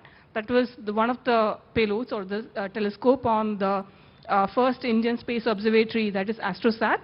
And the most challenging task was for me to do the ground calibration and carry out the performance verification phase in orbit. And I was given the responsibility of finding the position in the sky where the telescope will first open its doors and see it and make successful observation. And believe it or not, it looked at it and just closed the shutters because it was actually had a miscalculation. So people were like staring at me like, what happened? Then we had to realize that, you know, some of these calculations were actually numbers given for the calibration was actually, double or something like that. So we had to fix it and again observe. But I'm happy to say that this is completed 8 years in orbit. The actual lifetime was 5 years, so it's actually doing very well and producing fantastic science. Well, we hope that you continue to produce fantastic results, and thank you very much. I hope that we can all look into the night sky, and may all of our dreams do come true and are realized just as yours were. Thank you so much, Dr. Annapurni, for joining us. Ladies and gentlemen, a big round of applause. Many, many congratulations to you for joining us here this evening. Many congratulations, Dr. Subramanyam. Let's now take a quick peek into our next honoraries path to excellence.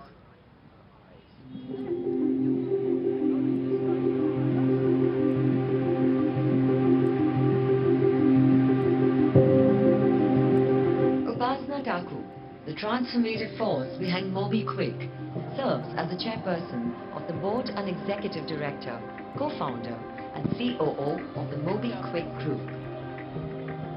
Armed with a master's from Stanford University and 18+ years of experience, she co-founded MobiKwik in 2008 with a vision to revolutionize India's digital financial services.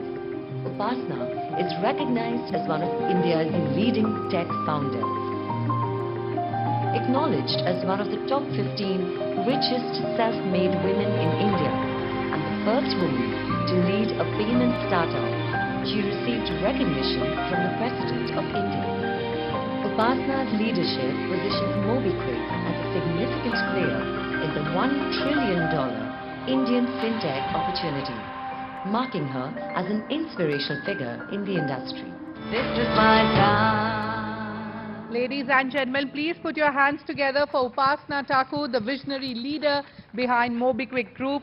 With over 18 years of experience and a master's from Stanford University, she co-founded MobiKwik in 2008, revolutionizing India's digital finance.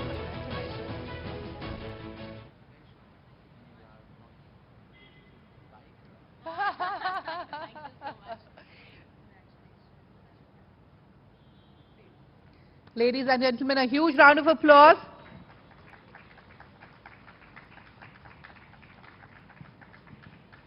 Upasna, what a journey it has been for you, creating one of India's most loved as well as now soon to IPO startup. That's the next big target, the next big goal? Well, I think IPO is just a milestone in the growth of the company. I think created the company really because 14, 15 years ago, I was actually working in the grassroots in some states of India, and I realized that this going to village by village is not going to make impact fast enough. So therefore, I came back to NCR and said it has to be tech. And so the purpose of MobiKwik as a financial platform is financial inclusion.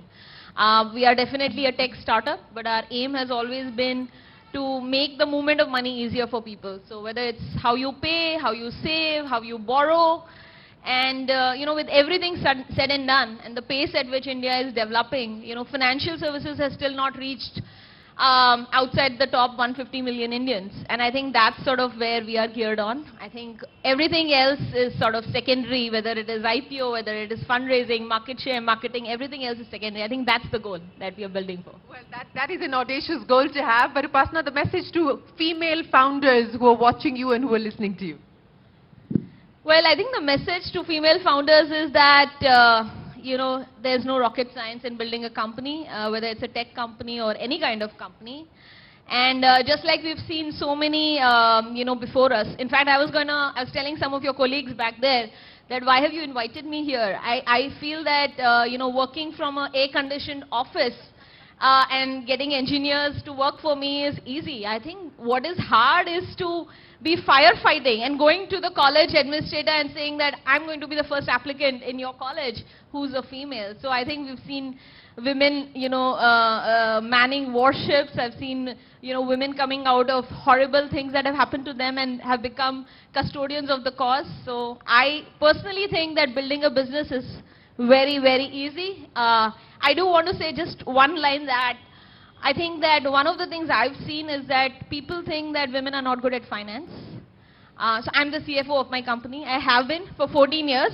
And I've been pushed a lot to hire a professional CFO before the IPO. But I think my gut feeling is that I'm going to do the IPO and then hire one. Just to prove the point, you know what I'm saying? Go for it. And I like that, and I do hope that you do get to prove that point. Upasna Taku, thank you very, very much. Congratulations. Ladies and gentlemen, a big round of applause. Many congratulations, Upasna. It's time now to witness the journey of our next achiever unfold as we share their milestones.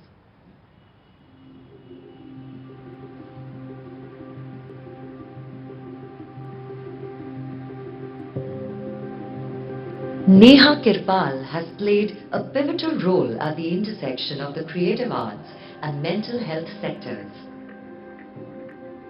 Beginning with the founding of India's foremost international art fair, she successfully managed the venture for a decade before redirecting her focus to the mental health domain. Co-founding Amaha in 2019, a mental health organization, she broadened her impact in this crucial area. Additionally, Kirpal co-founded Librum Limited, a strategic think tank for mental health solutions.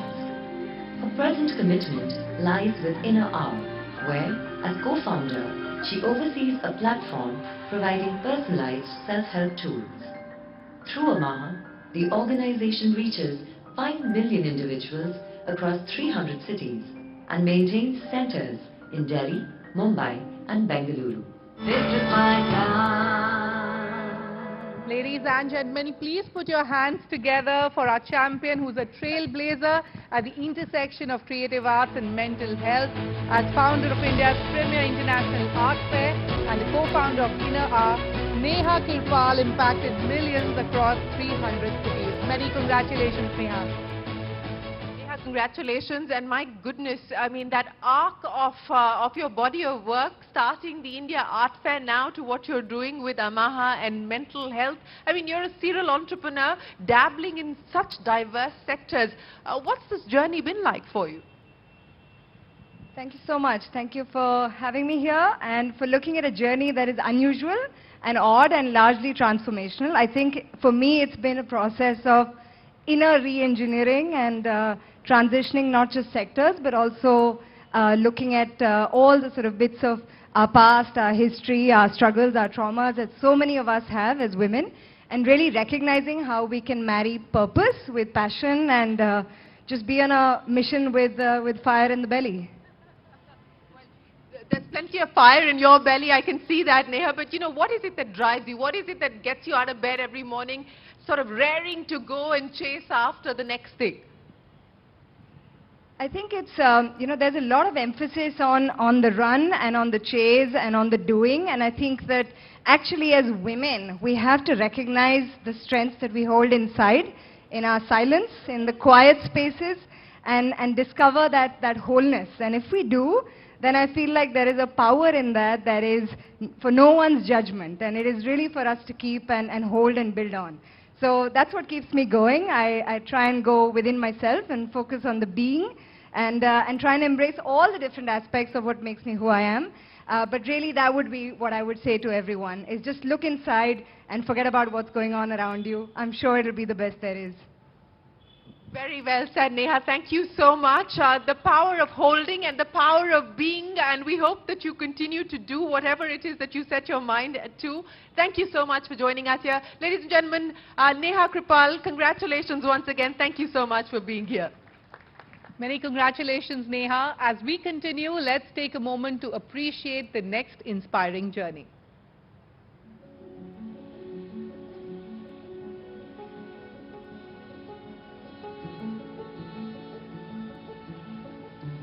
Arti Devi, India's youngest elected Sarpanch from Dhunkapara Gram Panchayat in Odisha, has charted an exemplary path in public service.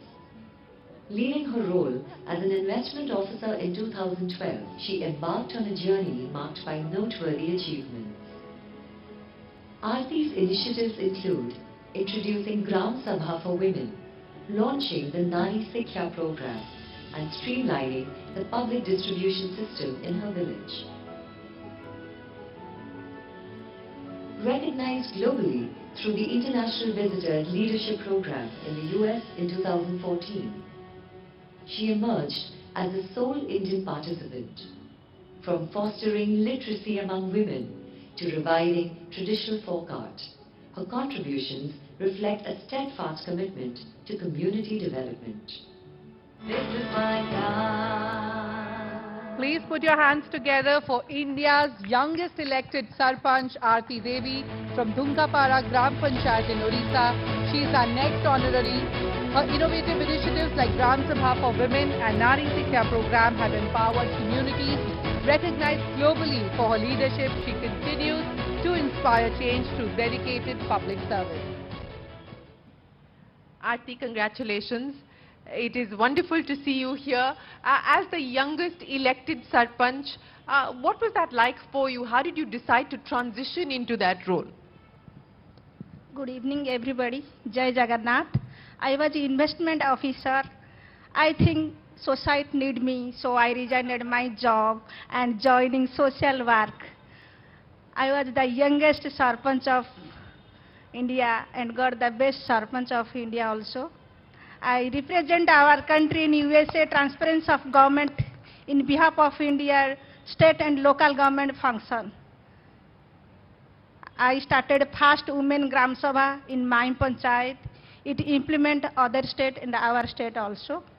I think education is a power.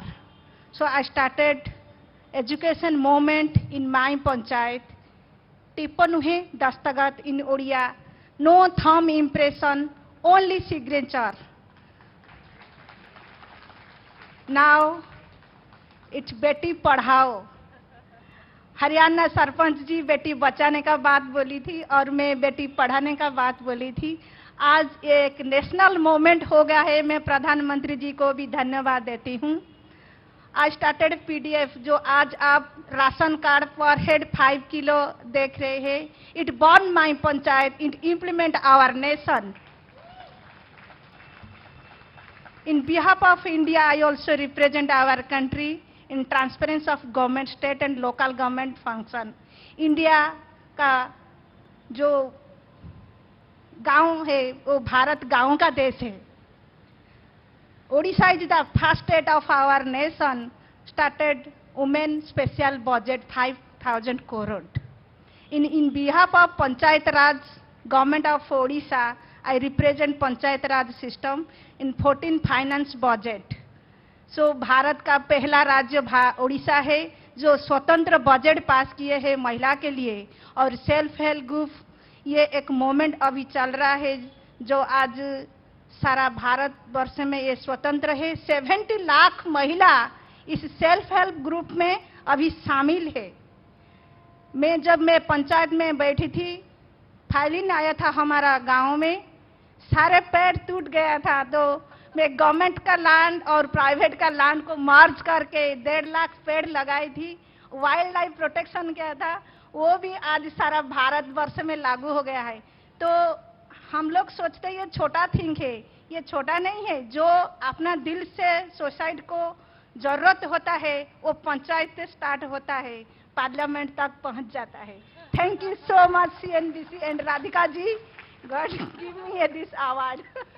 Aarti ji, thank you very much. आपने दिखाया है कि सोच छोटी होती है, जो effort होता है, जो काम होता है, वो कभी छोटा नहीं होता. बहुत बहुत धन्यवाद आज यहाँ पे आने के लिए और हमारे मंच पर हमारे साथ जुड़ने के लिए. Ladies and gentleman, a big round of applause for a true change maker, for one of India's brightest young sarpanches. Thank you so much for joining us. Congratulations. Many congratulations. It's now time for us to turn our attention to the screen for a peek into the next extraordinary journey.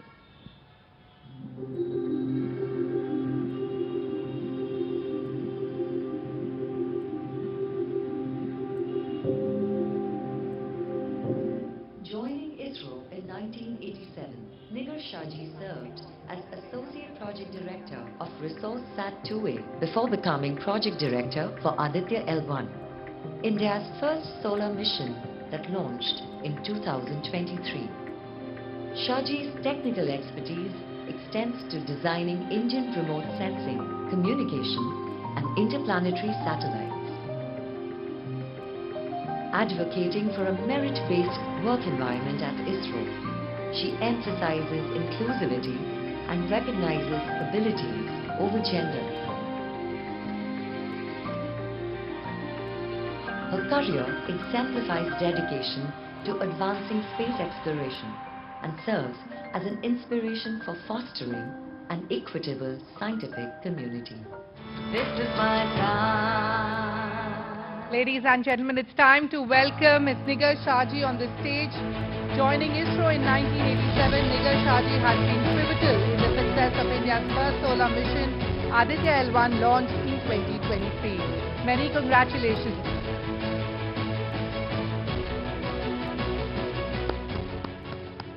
Congratulations, ma'am, and thank you so much for joining us. The Aditya mission, the mission that the country, the world has been watching. You've, of course, been spearheading that. Take me through what putting something like that together entails. Yeah. First of all, thank you for honoring me, CNBC-TV18, and also the opportunity for me to share the stage with all those incredible women achievers. And it's a 8 years long journey. It started in 2015. I was given the project director to lead the team to have this mission possible. So it was a wonderful journey and a lot of challenges, but to keep that team motivating throughout the 8 years, that was the big challenge. And finally we could do it, and that was the biggest moment.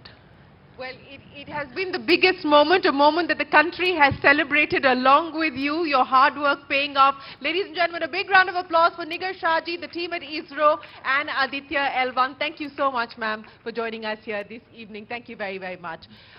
Before I let Roshni go, Roshni, to start with a heartfelt gratitude to HCL, to you personally, for being partners, for collaborators with us here for Future Female Forward. We couldn't have done it without you. And, you know, as you look at all of these amazing women here today and hear their stories, Roshni, I'm wondering what's going on in your head. Thank you for having HCL Tech as a part of this phenomenal initiative. And Shireen, to you, to CNBC-TV18 for recognizing these phenomenal women. What's going through my head is I'm completely humbled. And, you know, I was just reflecting on Nigar Shaji ma'am and Dr. Subramanyam. And these are, you know, the first women of STEM. And as a chair of a technology company where we've got, you know, 30% of our workforce, which are women from STEM, you know, I have to thank them because those girls look up to them, and then we are beneficiaries of it. So I'm truly humbled, and thank you for having me here, and congratulations to all the winners, and much to learn. Speaking of learnings, Roshni, very quickly, you know, when we last spoke, you said that it's important to create a culture of inclusivity. It's not just enough to have women as part of the workforce, but to really create a culture of inclusivity. What's been the biggest learning for you on that front of really being able to get that culture going and moving? So I think culture takes quite a bit of time to evolve. It doesn't happen overnight. But and I think a lot of women over here, Shireen, you as well, would resonate with this, that if we've looked at programs that look at growing women and developing women, a lot of times one has to question, have those programs been fix the women programs and not fix the institution programs, right? Because it's all about you need to upskill, you need to uplearn, you need to talk to your mentors, you need to do this. It seems like a bit of a fix the women problem. I think as we look at inclusion of all gender, but future female definitely, inclusion plays a very important role. So I think when we look at our programs, we have to think of how they are really culturally making a shift to the organization, to the institution, so that it is more prepared for diversity. And diversity is good on all accounts. It certainly is good on all accounts, and it's certainly something that all of us should ensure that we take forward within our individual organizations. Roshni Nadar, thank you so much for joining us here this evening. Appreciate your time. Thank you very much for your presence and your support. Ladies and gentlemen, a big round of applause for Roshni.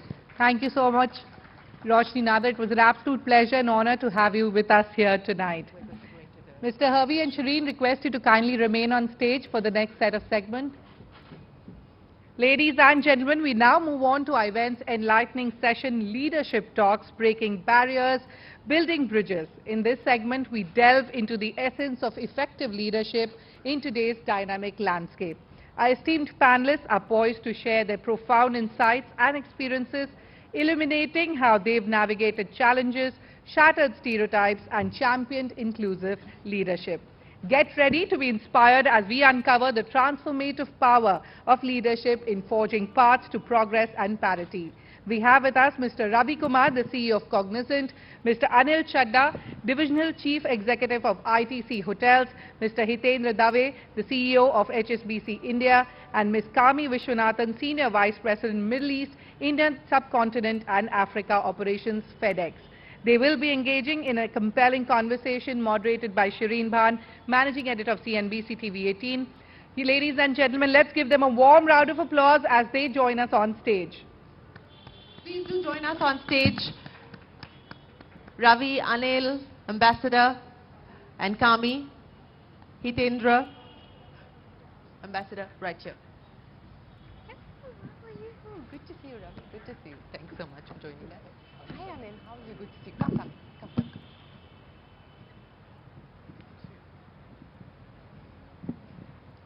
Yeah, you've got everybody here. I will sit.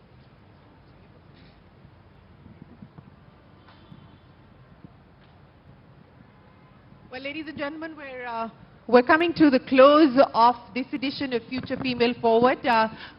Post this conversation, we have our final list of awardees, and then we'll get to the drinks and the dinner. So bear with us for just a little bit longer. But it's so wonderful to have each one of you joining us here this evening. It's a pleasure to have you amongst us.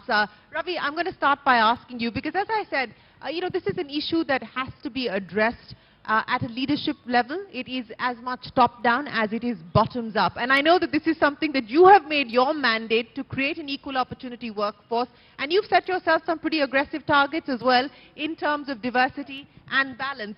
Let's hear from you on what you are doing at Cognizant, what's working, what you intend changing. So thank you, Shaheen. It's on. Go ahead. Thank you for giving me this opportunity to talk to you. It's a wonderful event, and I'm excited to be here. 1 minute. I think they've... Hello. Yeah. This works? Okay. Yes. Thank you so much. Thank you for the opportunity. The tech services industry has a pretty good diversity ratio because we get a good feeder of very diverse talent from schools which we hire. So the NASSCOM estimate says that the tech services space has 36% women. Cognizant is actually a leader in it. In fact, we are the top company. We have 40% diversity. And a variety of things have actually contributed to it. Counterintuitively, our presence in small cities gives us much more diversity. I have 2 centers in Coimbatore and Kochi, where my diversity is 48 to 49%. So we're pretty close to the 50% mark. So the feeder from schools is a very important thing, but that's a natural feeder. It's evolved over the years for the industry. The second most important thing is we have a top-down mandate as much as there's a bottom-up feeder. Right from the board, all the way from the management and the leadership, we have a lot of diversity attached to it. The biggest challenge for the industry, and I think it's probably true for many industries in India, is the diversity falls off in the middle, and then it further falls off as you get to the leadership. So at Cognizant, we actually run a program called Shakti, which is a comprehensive way of covering the whole thing. So I'll be very quick on this. We have a program called RISE, which allows us to mentor and curate the experiences for mid-managers to go to the senior leadership.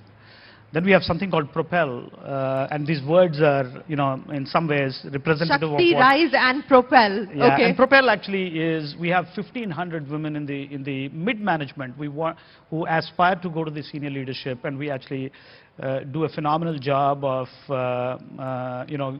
equipping them to get there.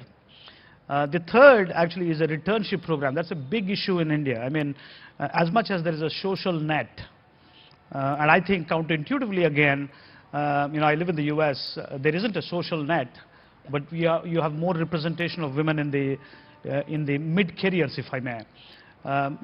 It should be much more because you have a social net here, there is a lot of support system, but women walk away and they don't come back. So we run a returnship program where we train, and we do that in a paid way. It's a paid exercise, and we reskill and bring them up to speed so that there is parity when they come in. Not coming in is not enough. They need to have parity. And we almost, in a green channel, anybody who leaves us performing, we almost give them a green channel to come back.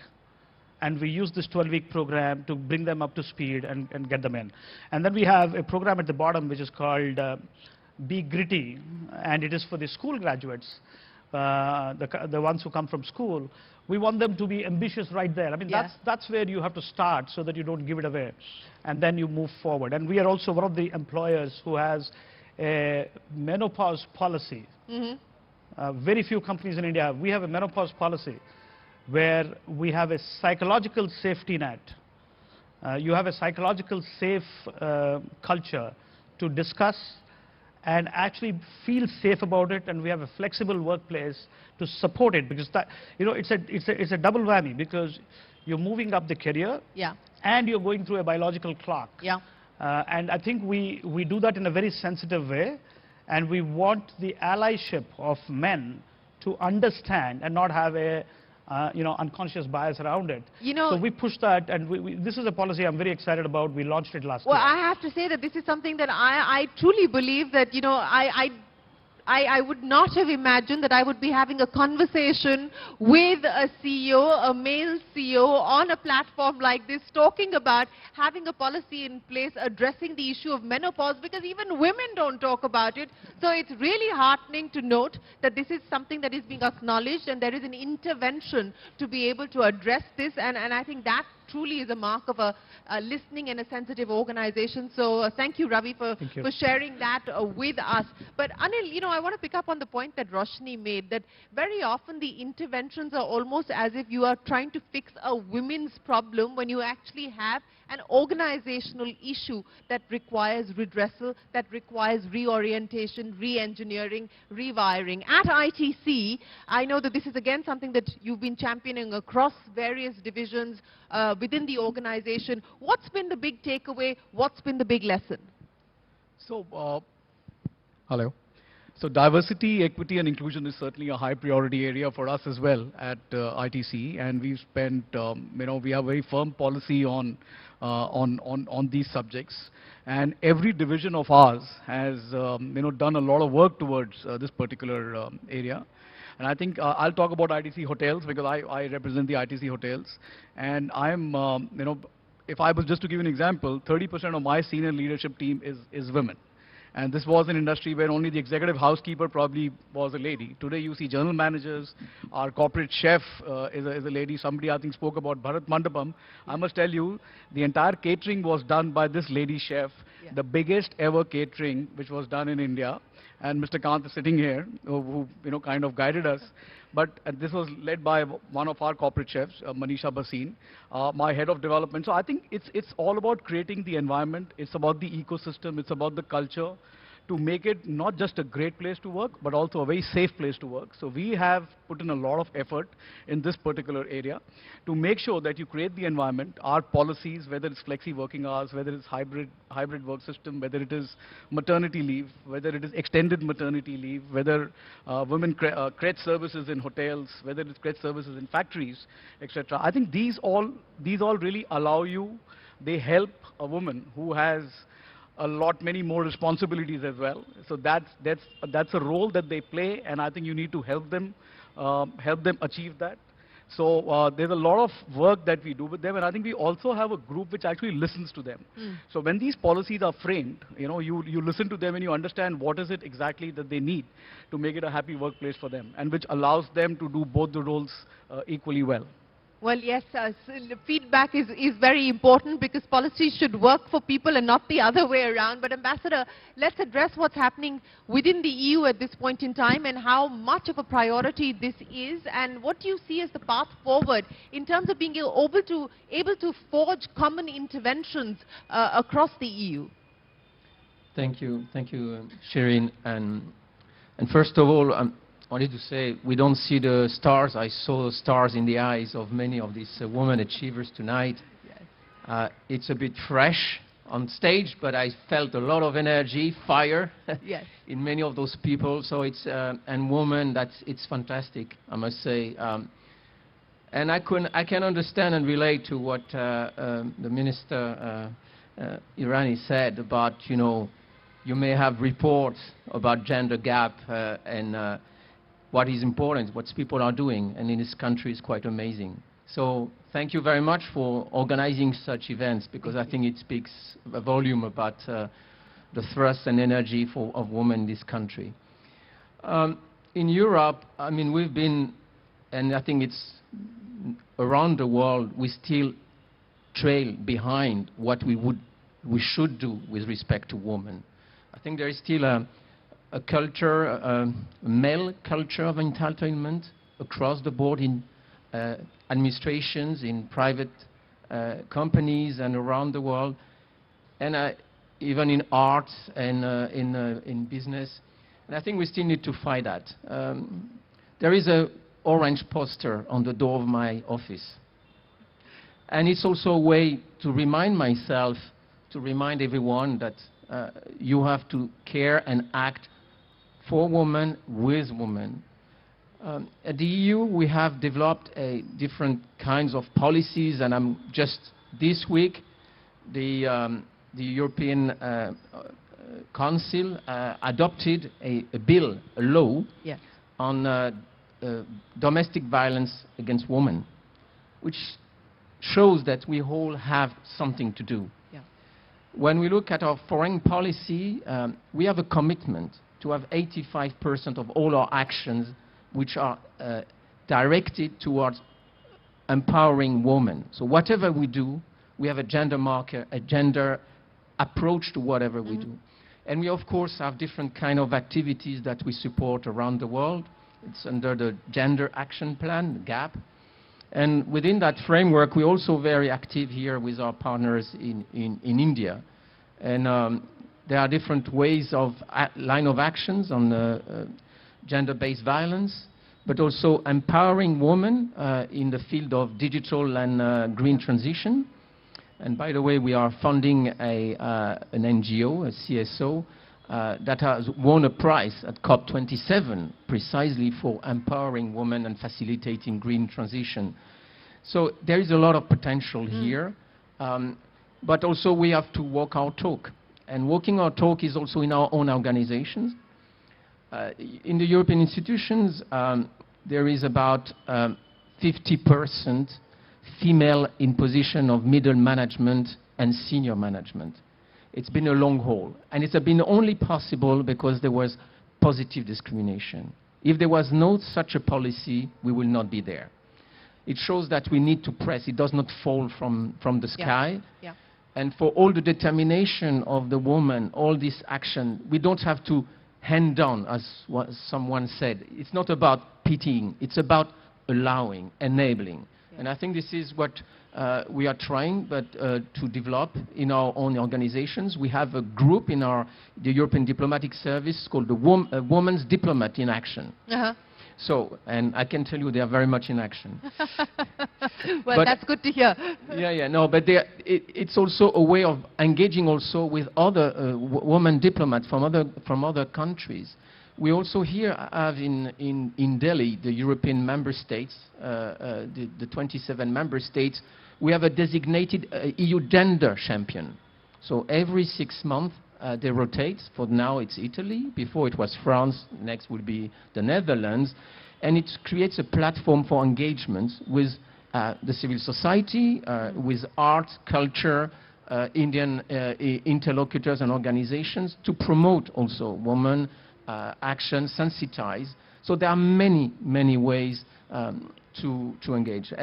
And if I were not enough convinced, I have 2 little daughters at home that remind me every day that I should support women empowerment. And even if I would not do it, they take their own empowerment in their hands.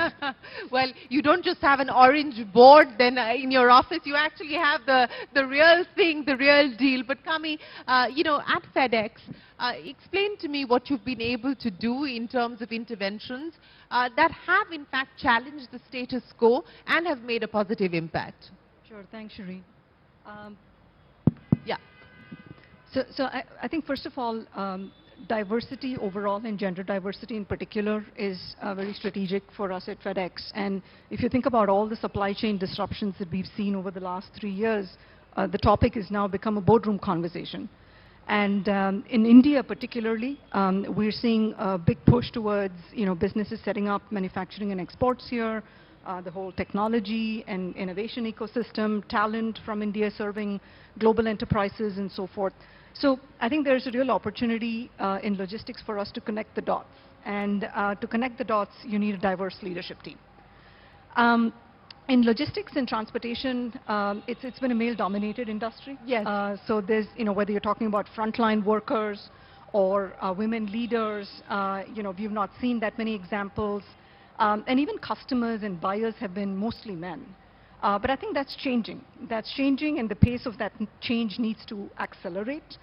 At FedEx particularly, innovation and collaboration are how we function and succeed.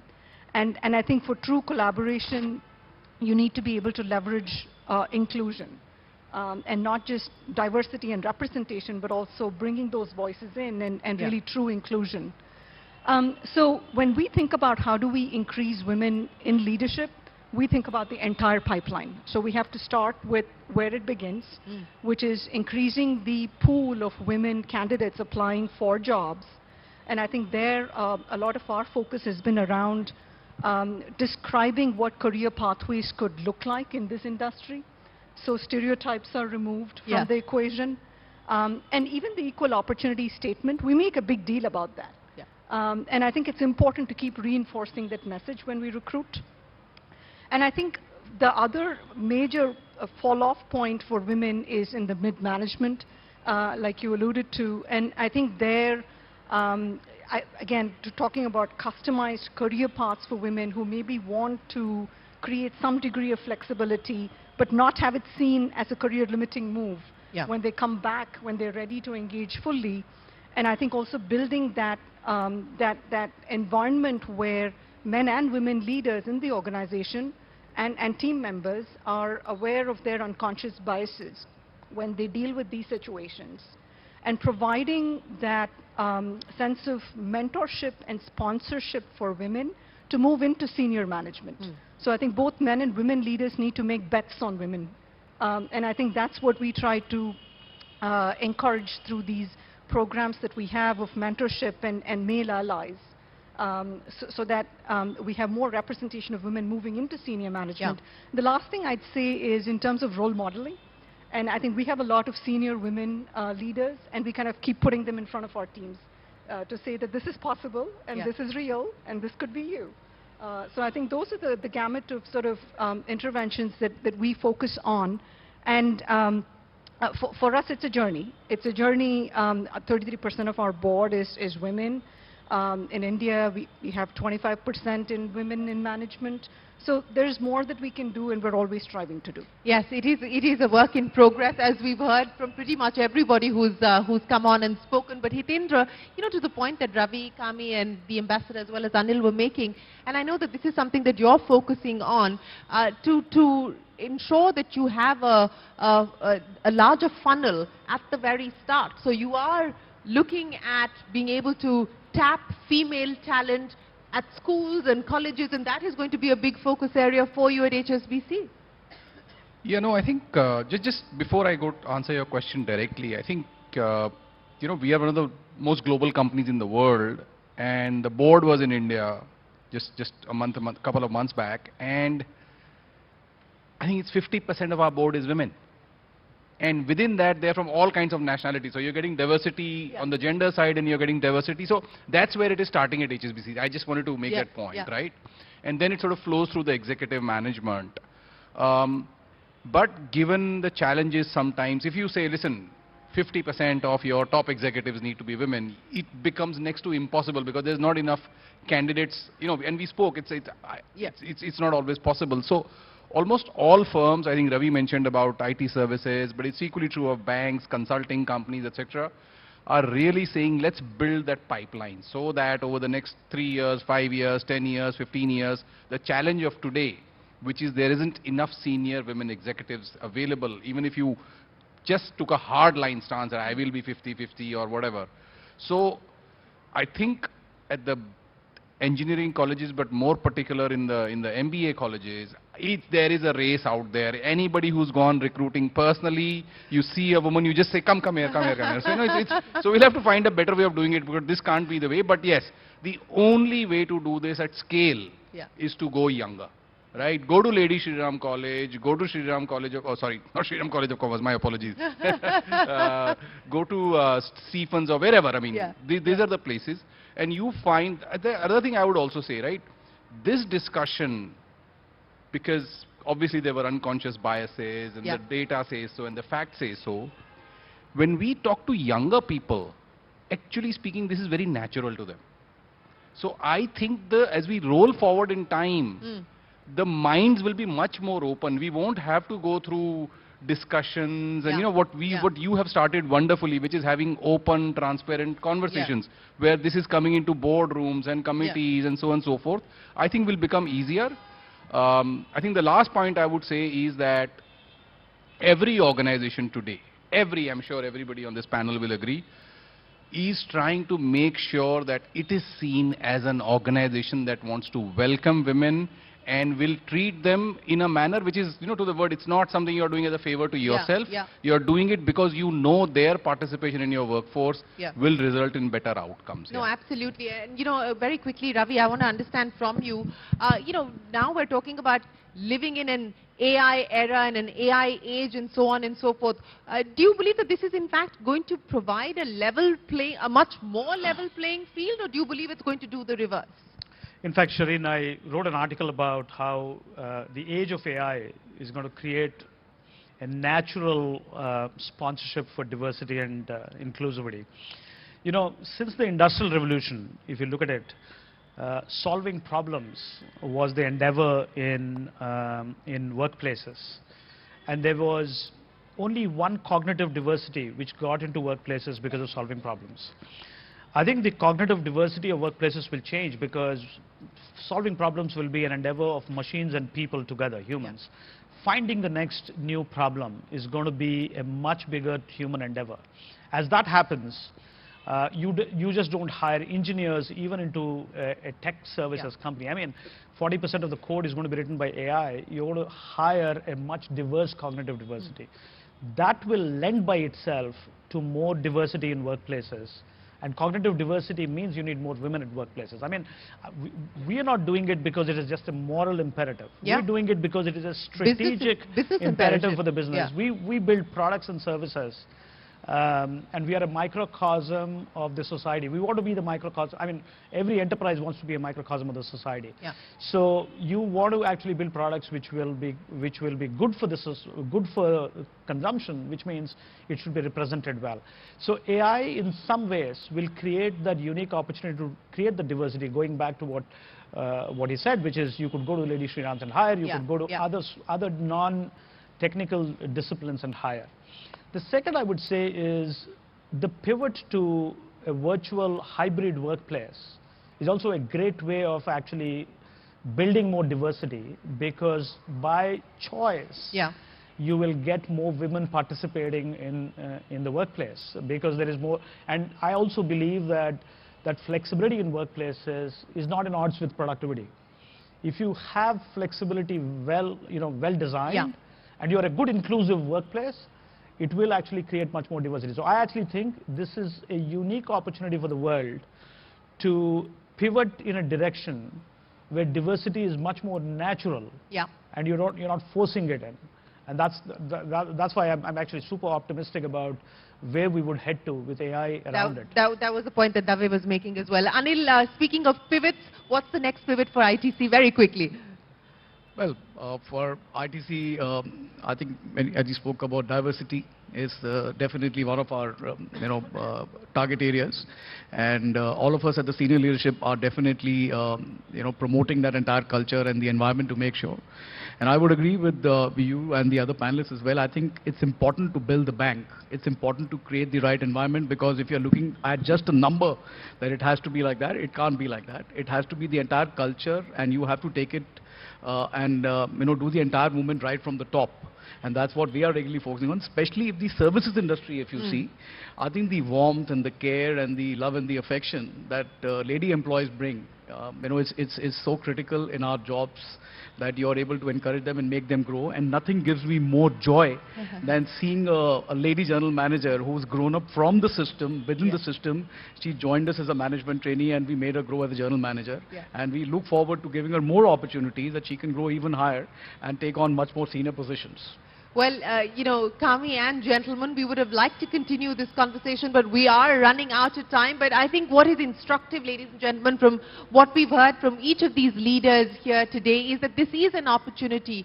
Use of technology is an opportunity. AI could in fact provide that much needed level playing field. And targets are one thing, but creating an inclusive culture, creating a culture that nurtures, fosters, encourages inclusion and diversity, that takes time, it takes effort, and it takes commitment. Thank you for showing your commitment to the cause, and thank you for joining us here this evening. Ladies and gentlemen, a big round of applause for our leaders here this evening. Thank you so much for your time. A huge thank you to our esteemed speakers for such an enlightening leadership and panel discussion. Your insights and experiences have undoubtedly inspired many.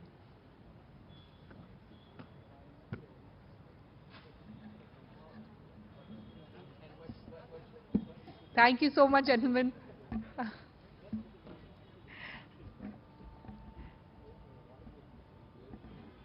As we draw close to the end of this incredible event, we have one more important segment to honor. And to do the honors, I would now like to invite on stage Sri Amitabh Kant, former CEO Niti Aayog, and Srimati Meera Shankar, former ambassador to the US. Ladies and gentlemen, a huge round of applause for Amitabh Kant and Meera Shankar. Meanwhile, let's take a glimpse of the next inspiring story.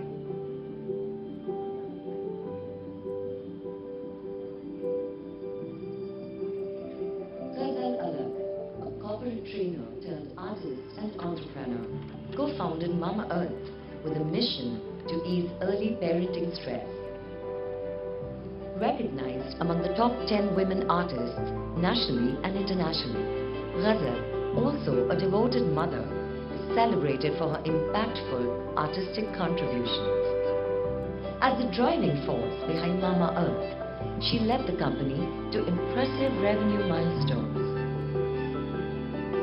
Gazal's diverse roles showcase her remarkable ability to navigate the demands of a successful businesswoman. Gazal Alag stands as a source of inspiration, a woman making a tangible difference in both business and the broader community. This is my time. Ladies and gentlemen, please put your hands together for an exceptional leader in the entrepreneurial world, Gazal Alag, the co-founder and chief mama at Mama Earth. Gazal has been one instrumental in revolutionizing the personal care sector with a focus on safe and toxin-free baby and parent care products. Her innovative approach and commitment to sustainability have not only set new standards in the industry, but also inspired countless women to pursue their entrepreneurial dreams. Well, Gazal, it's absolutely wonderful to have you here, and I think it's great that Mr. Kant and Ambassador Shankar are here to do the honors, and I think particularly for Mr. Kant, since he was the champion of Startup India, it's great to see you here as an icon representing the Indian startup ecosystem. Gazal, what a fabulous journey you've had. They've also just IPO'd, ladies and gentlemen, so that's been a big milestone that's been achieved. Where do you go from here? Thank you for having me. It's an absolute honor to be receiving this award from both of you.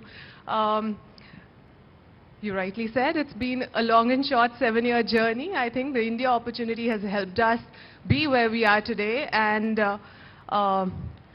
where from here, I think the way we have been for the longest period of time looking at other countries and taking looking up to them as aspirational. Now is the time when India becomes aspirational on multiple fronts, on beauty and personal care. I think I want to be that small part which takes the company global. I want to take, I think I with Varun, who's sitting here, my biggest cheerleader, we want to take the eye beauty to the world, India beauty to the world, where people look up and say that, you know what, we want to look like Indians. Well, taking eye beauty to the world, we wish you the very best of luck with that, Gazal. But, you said you've got your biggest cheerleader, and there he is with his mobile phone, shooting and filming. What has it been like for the two of you? I mean, you already have 2 children, but Mama Earth is the 3rd one, right? Yes, 2 children and 6 grandchildren. Not just Mama Earth, but 5 more brands now. I think you should ask this question to him, because for me it has been like a very, very promising journey. The kind of support that you get from the family or from your life partner as well as business partner, and how that helps you grow, I think is underrated, and we need to talk more about that. I think all the women will be able to flourish way more if they have this kind of a support back at home. Well, Gazal, it's an absolute pleasure. Congratulations once again. We wish you the very best of luck as you take Mama Earth and Honasa Global. Appreciate you joining us here this evening. Ladies and gentlemen, a big round of applause for Gazal Alag. Many congratulations, Gazal, and Varun, you too. Moving on, I invite you all to watch a brief video encapsulating our next honoree's journey to success.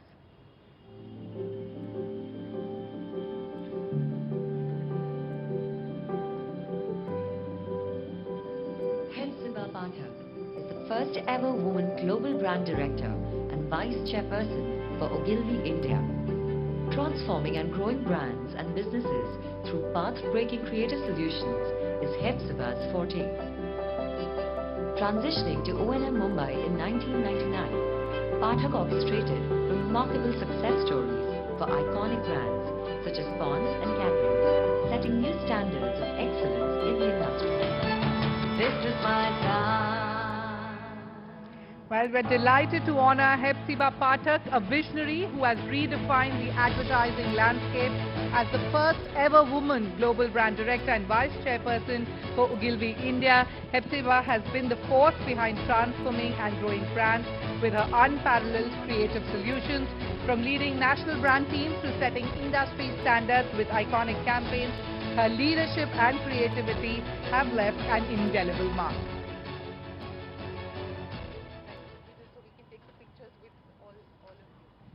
Hepzibah, thank you so much for joining us. You've made history as the first woman chairperson of Ogilvy. What was that like for you? Well, I've been with Ogilvy for like many years, like maybe over 25 years. And it feels, the remit feels a bit organic because I've been with the company so long. But I think, obviously, being in this role right now, I think it is, it's a privilege and a great responsibility, because now I have the opportunity to be able to do more in the areas of development, nurturing women leaders, and creating space, yeah, for more women leaders to be able to, rise to the top. What's the one thing that you're doing to make that change happen, to make sure that you have more space for more women at the top? So I believe that, if you make a decision, you can make any change happen. If you make a decision, you're intentional and you have a plan. And a couple of years ago, we actually built a very conscious plan. It's called Juno, that I built at Ogilvy. And I think it's a systemic way in which you can arm women and disarm the environment, because you have to do both. And it has many, many pillars. There's safety, there's systems, there's support, there's soft skills, and there's sensitization. And I think what measured gets done. So I think the whole program actually is measured. And year on year, we try and make sure that we are making progress. In fact, as I sit on the board today, 3 out of 7 are women. Whoa. Yeah, so that's... Hepzibah, we wish you the very best of luck. And once again, thank you so much for honoring us with your presence here at the Future Female Summit. Thanks very much for your time. Thank you so much. Thank you. Thank you. Ladies and gentlemen, a big round of applause for Hepzibah Pathak. Many congratulations. Moving on, let's speak into another extraordinary accomplishment.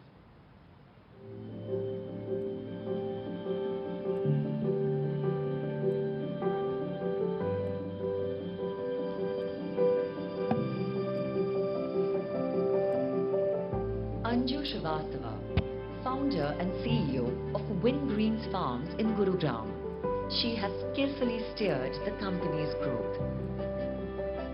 Originating from advertising, Windgreens began with potted herb plants and expanded to dips and spreads. Shrivastava's visionary approach, emphasizing proximity to sources and collaboration with farmers, positions Windgreens as a trailsetter in agribusiness. Reflecting on her principled leadership and strategic achievements, it's evident that Anju Shrivastava is on a trajectory that will lead her to accolades and recognition, setting the stage for an award-winning journey. This is my time. Please join me in acknowledging the phenomenal leadership of Anju Shrivastava, the driving force behind Windgreen Farms, with a steadfast commitment to gender parity and collaboration with female farmers. Ms. Shrivastava has not only led her company to unparalleled success, but has also paved the way for countless women in the agri-business sector.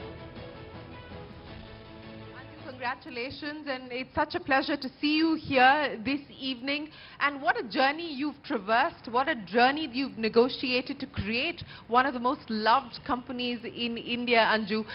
What's been the biggest lesson, the biggest learning for you? Thank you, Shireen. Thank you, CNBC-TV18, and thank you. It's an honor to receive this award from you all. you know, being from marketing and advertising, you usually think of what is it that the consumer needs, and then you decide what to do. But in our case, and my husband's here as well, is like my co-founder, and my sons are here, we really wanted to work on some of the biggest challenges that India was facing. In a small way, if we could set a small example, and then, you know, see where we could go with it and have others follow it. So one of them was, how do we solve the problems of farmers? And the second was, how do we solve, you know, how do we empower underprivileged women? So the WIN in WinGreen stands for the Women's Initiative Network. And then we figured whatever comes out of this, we will find a way of creating a business. So when we started working with farmers and with women, we realized that, you know, especially agriculture, because farmers had a lot of wealth in land, but no money in their pockets. So we wanted to help them monetize their land, and that's where we really began. We grew crops, and then the women, we, you know, skilled them to process the herbs and the crops, and that's how WinGreens began. Well, that's how you began. Where are you headed? What's the next goal? So definitely the company is flourishing, doing well, as you said. We have a fabulous consumer base of youngsters who actually, you know, believe in a brand with a purpose. And so our aim is not how far we take this, but how much purpose we can keep putting back into it and have the youth really resonate with us on that. Well, we hope the youth continue to resonate with WinGreens. Anju, thank you so much for joining us here this evening. We wish you the very best of luck. Ladies and gentlemen, congratulations again to Anju. Thank you so much for joining us here this evening. Many congratulations. Now, before we proceed with the next felicitation, let's welcome Mr. Hitendra Dave to join us on stage. His presence will add to the significance of this moment as we celebrate the remarkable accomplishments of our next honoree. As we honor the next champion, let's take a look at the tribute to their accomplishments.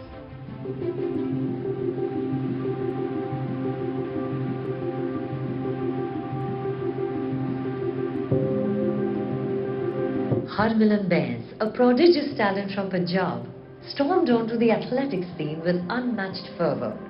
With a blistering pace and unwavering focus, she carved her path to glory, leaving spectators in awe and competitors in her wake.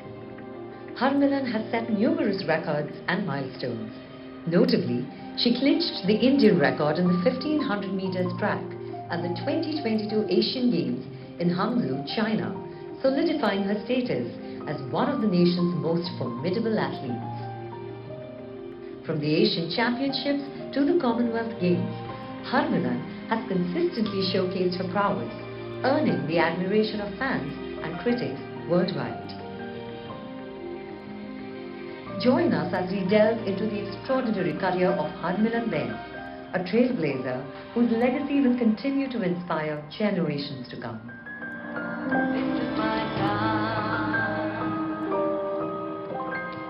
Known as the queen of the track, Haralan B is our next honoree. She's an extraordinary athlete who has left an indelible mark in Indian sports, shattered records and dominated races with her indomitable spirit and determination.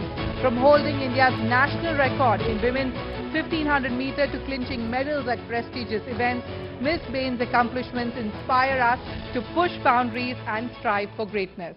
Haralan, thank you so much. Congratulations. Queen of the tracks, that's what they call you. What's the next race that you're gunning for? First of all, thank you, HSBC, for having me here. And you are the big sponsors for our Athletic Federation of India. And that helps us a lot to be here. Of course, our next upcoming targets are Olympics. To give more medals to the nation, this time India crossed 100 medals in Asian Games. We made a history, and of course we are looking forward again to make another history in Olympics. Well, we wish you all the very best and we hope that you continue to create history. Thank you so much. Congratulations. Ladies and gentlemen, a big round of applause for Harmilan. Thank you so much for joining us. Yes.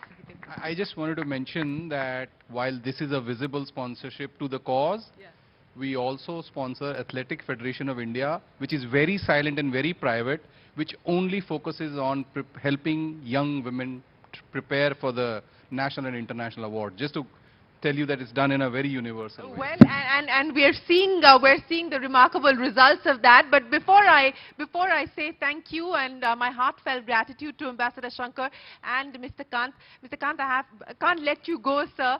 You know, you've been witness to the many wonderful stories that we've seen this evening. You've of course championed the cause of Startup India, and we're hoping to see many more women entrepreneurs in the country as well. As you look out of this room today, as you look at the women here today, you know, what is it that you believe we now need to do to move the needle even further? Shireen, let me first compliment you on this really remarkable event, and it's been a very inspiring evening to see so many outstanding people who've done such remarkable work, and many of which, you know, just kind of truly it's humbling and inspiring. And I think one of the great things that's happened in India in the last few years is that every single scheme of the government, whether you see the housing, or you see Mudra, or you see the digital movement, each one of them, women have taken the lead. And truly, I think during the G20, India took the lead by bringing women-led development as a key priority of India. And I really think that this is truly a great turning point for India. And in the years to come, you'll see India truly being led by women in all key activities and all key areas of growth. Ambassador Shankar, female foreign secretary. Shireen, first of all, may I congratulate you on a fabulous evening with a lot of energy, a lot of optimism, and a sense of future possibilities. So it's very encouraging, and it makes you feel positive. It gives positive vibes. I think I would end with just a story from Gro Harlem Brundtland, who was the woman Prime Minister in Norway for a very long time. And as her son was growing up, every day he would see that his mother was the Prime Minister. So at the dinner table, he asked her, he said, "Mother, can I ask you a question?" And she said, "Yes." And he said to her, "Mother, is it possible for a man to be the Prime Minister of Norway?" So that's it. That's where we want to go. Yes, absolutely. That is the perfect note to end Future Female Forward Season 2. Ambassador Shankar, Mr. Kant, Hitendra Dave, thank you so much for joining us here this evening. We look forward to more conversations, and we look forward to your support in the future as well. Ladies and gentlemen, a big round of applause for our presenters here this evening. Thank you so much for your time.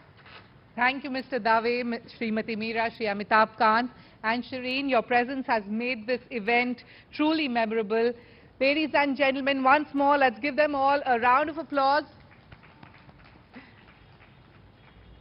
Before we conclude our event, let's welcome Vanika Sangtani, a talented storyteller and poet, to grace us with her performance. Vanika, if you could kindly join us on stage. Ladies and gentlemen, a huge round of applause for Vanika Sangtani.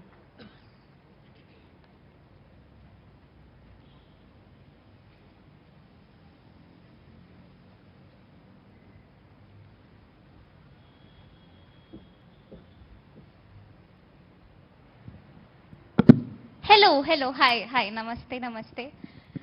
Firstly, it's an honor. It is a privilege to be here in a room full of inspiring people like you. मुझे ऐसा लग रहा है कि मैंने अपनी जिंदगी में कुछ तो सही किया है, जिसकी वजह से I get to be in this room. I'm Vanika, a storyteller, a poet, and an aspiring entrepreneur from Jaipur, Rajasthan. और मुझे ऐसा लगता है कि मेरी 23 साल की छोटी सी जिंदगी में, because I come from a very conservative middle class background, मुझे इतनी लड़ाई लड़नी पड़ी है to be on this stage. I can't imagine the hard work and strength it takes for you all to do what you are doing, and it still takes for you to do what you are doing. So I'm like really inspired. You know, जब मैं आप सबकी stories देखती हूँ ना, तो मुझे ऐसा लगता है कि whatever is it that I want to do, चाहे वो चांद पर हो या जमीन पर, किसी पुलिस स्टेशन में हो या फिर हॉस्पिटल में, एक कलम के साथ हो या बड़े जहाजों के साथ, मैं जो करना चाहूँ ना, मैं वो कर सकती हूँ।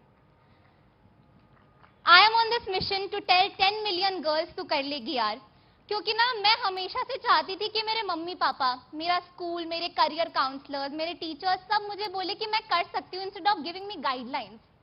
पर सबने मुझे तरीके बताए, तरीकों पर तरीके बताए, कहने के, सहने के, चलने के, फिरने के, उठकर गिरने के, संभलने के, समझने के, बूझने के, सिर्फ इज्जत से जीने के, न जाने कितने सलीके सिखाएगा मुझे लड़की होने के। होता है ना मुश्किल, क्योंकि अगर कम हो जाए ना तो वो कहते हैं कि जाने दो लड़की है, पर अगर ज्यादा हो जाए तो वो कहते हैं बेशर्मी की हद होती है। पर अब हदें तोड़ ज्यादा करने की आदत पड़ गई है हमें। ज्यादा उड़कर हम सोच के छोटे आसमान को बड़ा कर देते हैं, ज्यादा खुलकर हम नेटवर्किंग अच्छी कर लेते हैं, ज्यादा पढ़ने के बाद भी मम्मी के साथ रोटियां बेलते हैं, ज्यादा इमोशनल है इसीलिए हर इंसान को समझते हैं, और ज्यादा फ्रीडम मिलने पर हर इंपॉर्टेंट टेबल को कंड्यूसिव फॉर विमेन बनाकर अपनी एक कुर्सी भी लगा लेते हैं। You know, I love being a woman. Actually, I've learned to love being a woman because a woman taught me what it is to be a woman. While growing up ना, मुझे ऐसा लगता था कि I always wanted to be a beta of the house. मुझे ऐसा लगता था कि अगर मैं पापा की तरह एक बेटा होती ना, एक लड़का होती ना, तो मुझे किसी से घर से बाहर पूछकर नहीं जाना पड़ता। अगर मैं भाई की तरह एक बेटा होती तो सब मुझे सीरियसली लेते। अगर मैं शक्तिमान की तरह एक लड़का होती ना, तो मैं सबको मुसीबतों से बचा सकती थी। इसीलिए जब पापा मुझे बेटा बेटा कहकर बुलाते या फिर सबके सामने कहते कि मेरी बेटी बेटों से कम है क्या, तो मुझे बहुत अच्छा लगता। Until one day, जब उन्होंने ये बात मेरी मासी के सामने कह दी और मासी ने उन्हें टोक कर कहा कि इसे बेटा नहीं बेटी बोलो। मुझे बहुत गुस्सा आया। मैंने कुछ कहा नहीं उनको, लेकिन बहुत गुस्सा आया। रात को जब मासी मिली तो मैंने उनसे पूछा कि आपने ऐसा क्यों कहा है कि इसे बेटी बोलो, आप नहीं चाहते मैं घर का बेटा बनूं? तब मासी ने ना मुझे एक कहानी सुनाई। आपने सुनी है वो कहानी चिड़िया वाली? नहीं, मैं सुनाऊं? तो एक बार ना इंसानों की बस्ती में एक चिड़िया और कर आ गई। जब चिड़िया ने देखा कि इंसानों की बस्ती में घर है, लोग कपड़े पहनते हैं, तो चिड़िया को ये बहुत फैसिनेटिंग लगा। बातें करते हैं, लोगों को बहुत फैसिनेटिंग लगा। इसीलिए ना उसने सोचा कि उससे यहाँ पर अपनी जगह बनानी है। लेकिन जब इंसानों ने चिड़िया को देखा ना, तो उन्होंने देखा कि तो उड़ सकती है, इसीलिए उन्होंने अपने हाथ फैलाकर उड़ने की कोशिश की, लेकिन वो उड़ नहीं पाए। वो कोशिश करते रहे लेकिन उड़ नहीं पाए। इसीलिए उन्होंने चिड़िया को बताना शुरू कर दिया कि वो उससे कैसे बेहतर है। उन्होंने चिड़िया को बताना शुरू कर दिया कि ये जो तुम्हारे पंख है ना, इन्हीं की वजह से तुम हमारी तरीके से कभी बन नहीं सकती हो, इधर जगह नहीं बना सकती हो। उन्होंने चिड़िया को बताना शुरू किया कि उसके पंख सॉफ्ट हैं, फ्रेजाइल हैं, सेंसिटिव हैं, और चिड़िया उनकी बातों में आ गई। चिड़िया को लगा कि अगर उसे अपनी जगह बनानी है तो उसे इंसानों की तरह बनना पड़ेगा। चिड़िया कोशिश करती रही। उसने अपने पंखों के साथ इंसानों को कॉपी करना शुरू किया, क्योंकि वो अपनी जगह बनाना चाहती थी। लेकिन उसे हमेशा चोट लग जाती, क्योंकि उसके तो पंख थे ना। वो कोशिश करती रही लेकिन उसे चोट लग जाती, फिर भी वो इंसान बनना चाहती थी, फिर भी वो कोशिश करना चाहती थी, फिर भी वो अपनी जगह बनानी चाहती थी। एक दिन जब वो अपने पंखों पर मरहम लगाकर रो रही थी ना, तब उसने देखा कि आसमान में एक दूसरी चिड़िया है। उसने उस चिड़िया को देखा और देखा कि वो इंसानों की बस्ती में सबसे बात कर रही है। देखा कि उसकी बातें सब सीरियसली भी ले रहे हैं। देखा कि ये तो सबकी मदद भी कर रही है। इसीलिए उसने अपने पंख फैलाए और वो दूसरी चिड़िया के साथ घोंसले में चली गई। घोंसले में जाकर उसने पूछा दूसरी चिड़िया से कि तुमने इंसानों की बस्ती में अपनी जगह कैसे बनाई? तो दूसरी चिड़िया ने कहा कि जब उसने इंसानों की बातों को सुनना बंद कर अपने पंखों की ताकत और अपने उड़ने की सुपर पावर के बारे में जाना ना, तब उसे समझ आया कि उसका चिड़िया होना कितना स्पेशल है। उस दिन मेरी मासी ने बताया कि अगर मैं हमेशा बेटा होने की कोशिश करूंगी ना, तो मुझे कभी बेटी होने की सुपर पावर्स के बारे में नहीं पता चलेगा। You know, उस दिन मुझे ये बात समझ नहीं आई थी।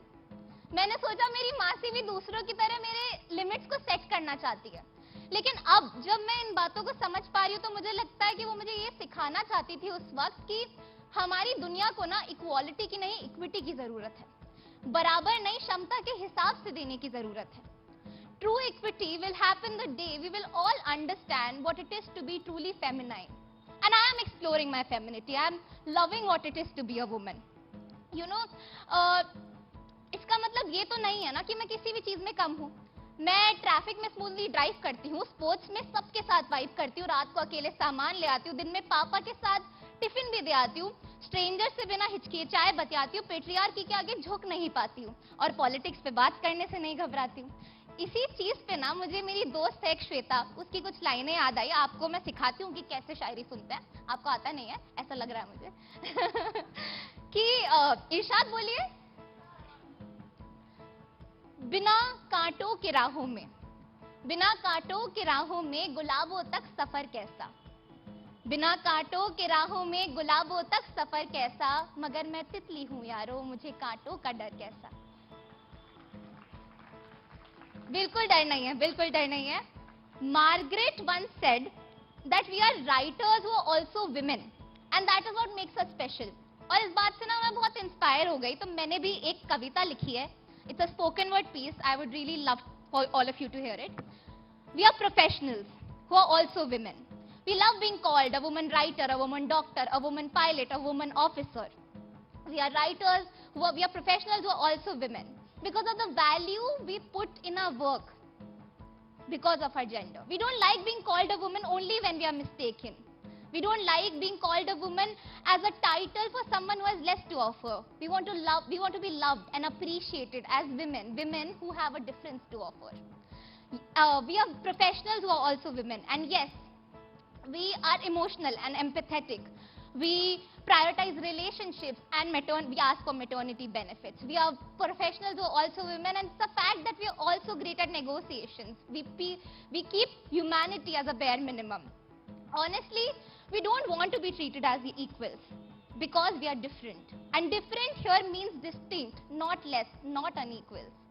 We want to be known for our skills, our merit, our contribution as women, as leaders and employees, resources that are important for any institution. We are done fighting to fit in. We are done fighting to squeeze in, fighting to find a place in workplaces and job descriptions that were never made for us in the first place. We want to change the tables.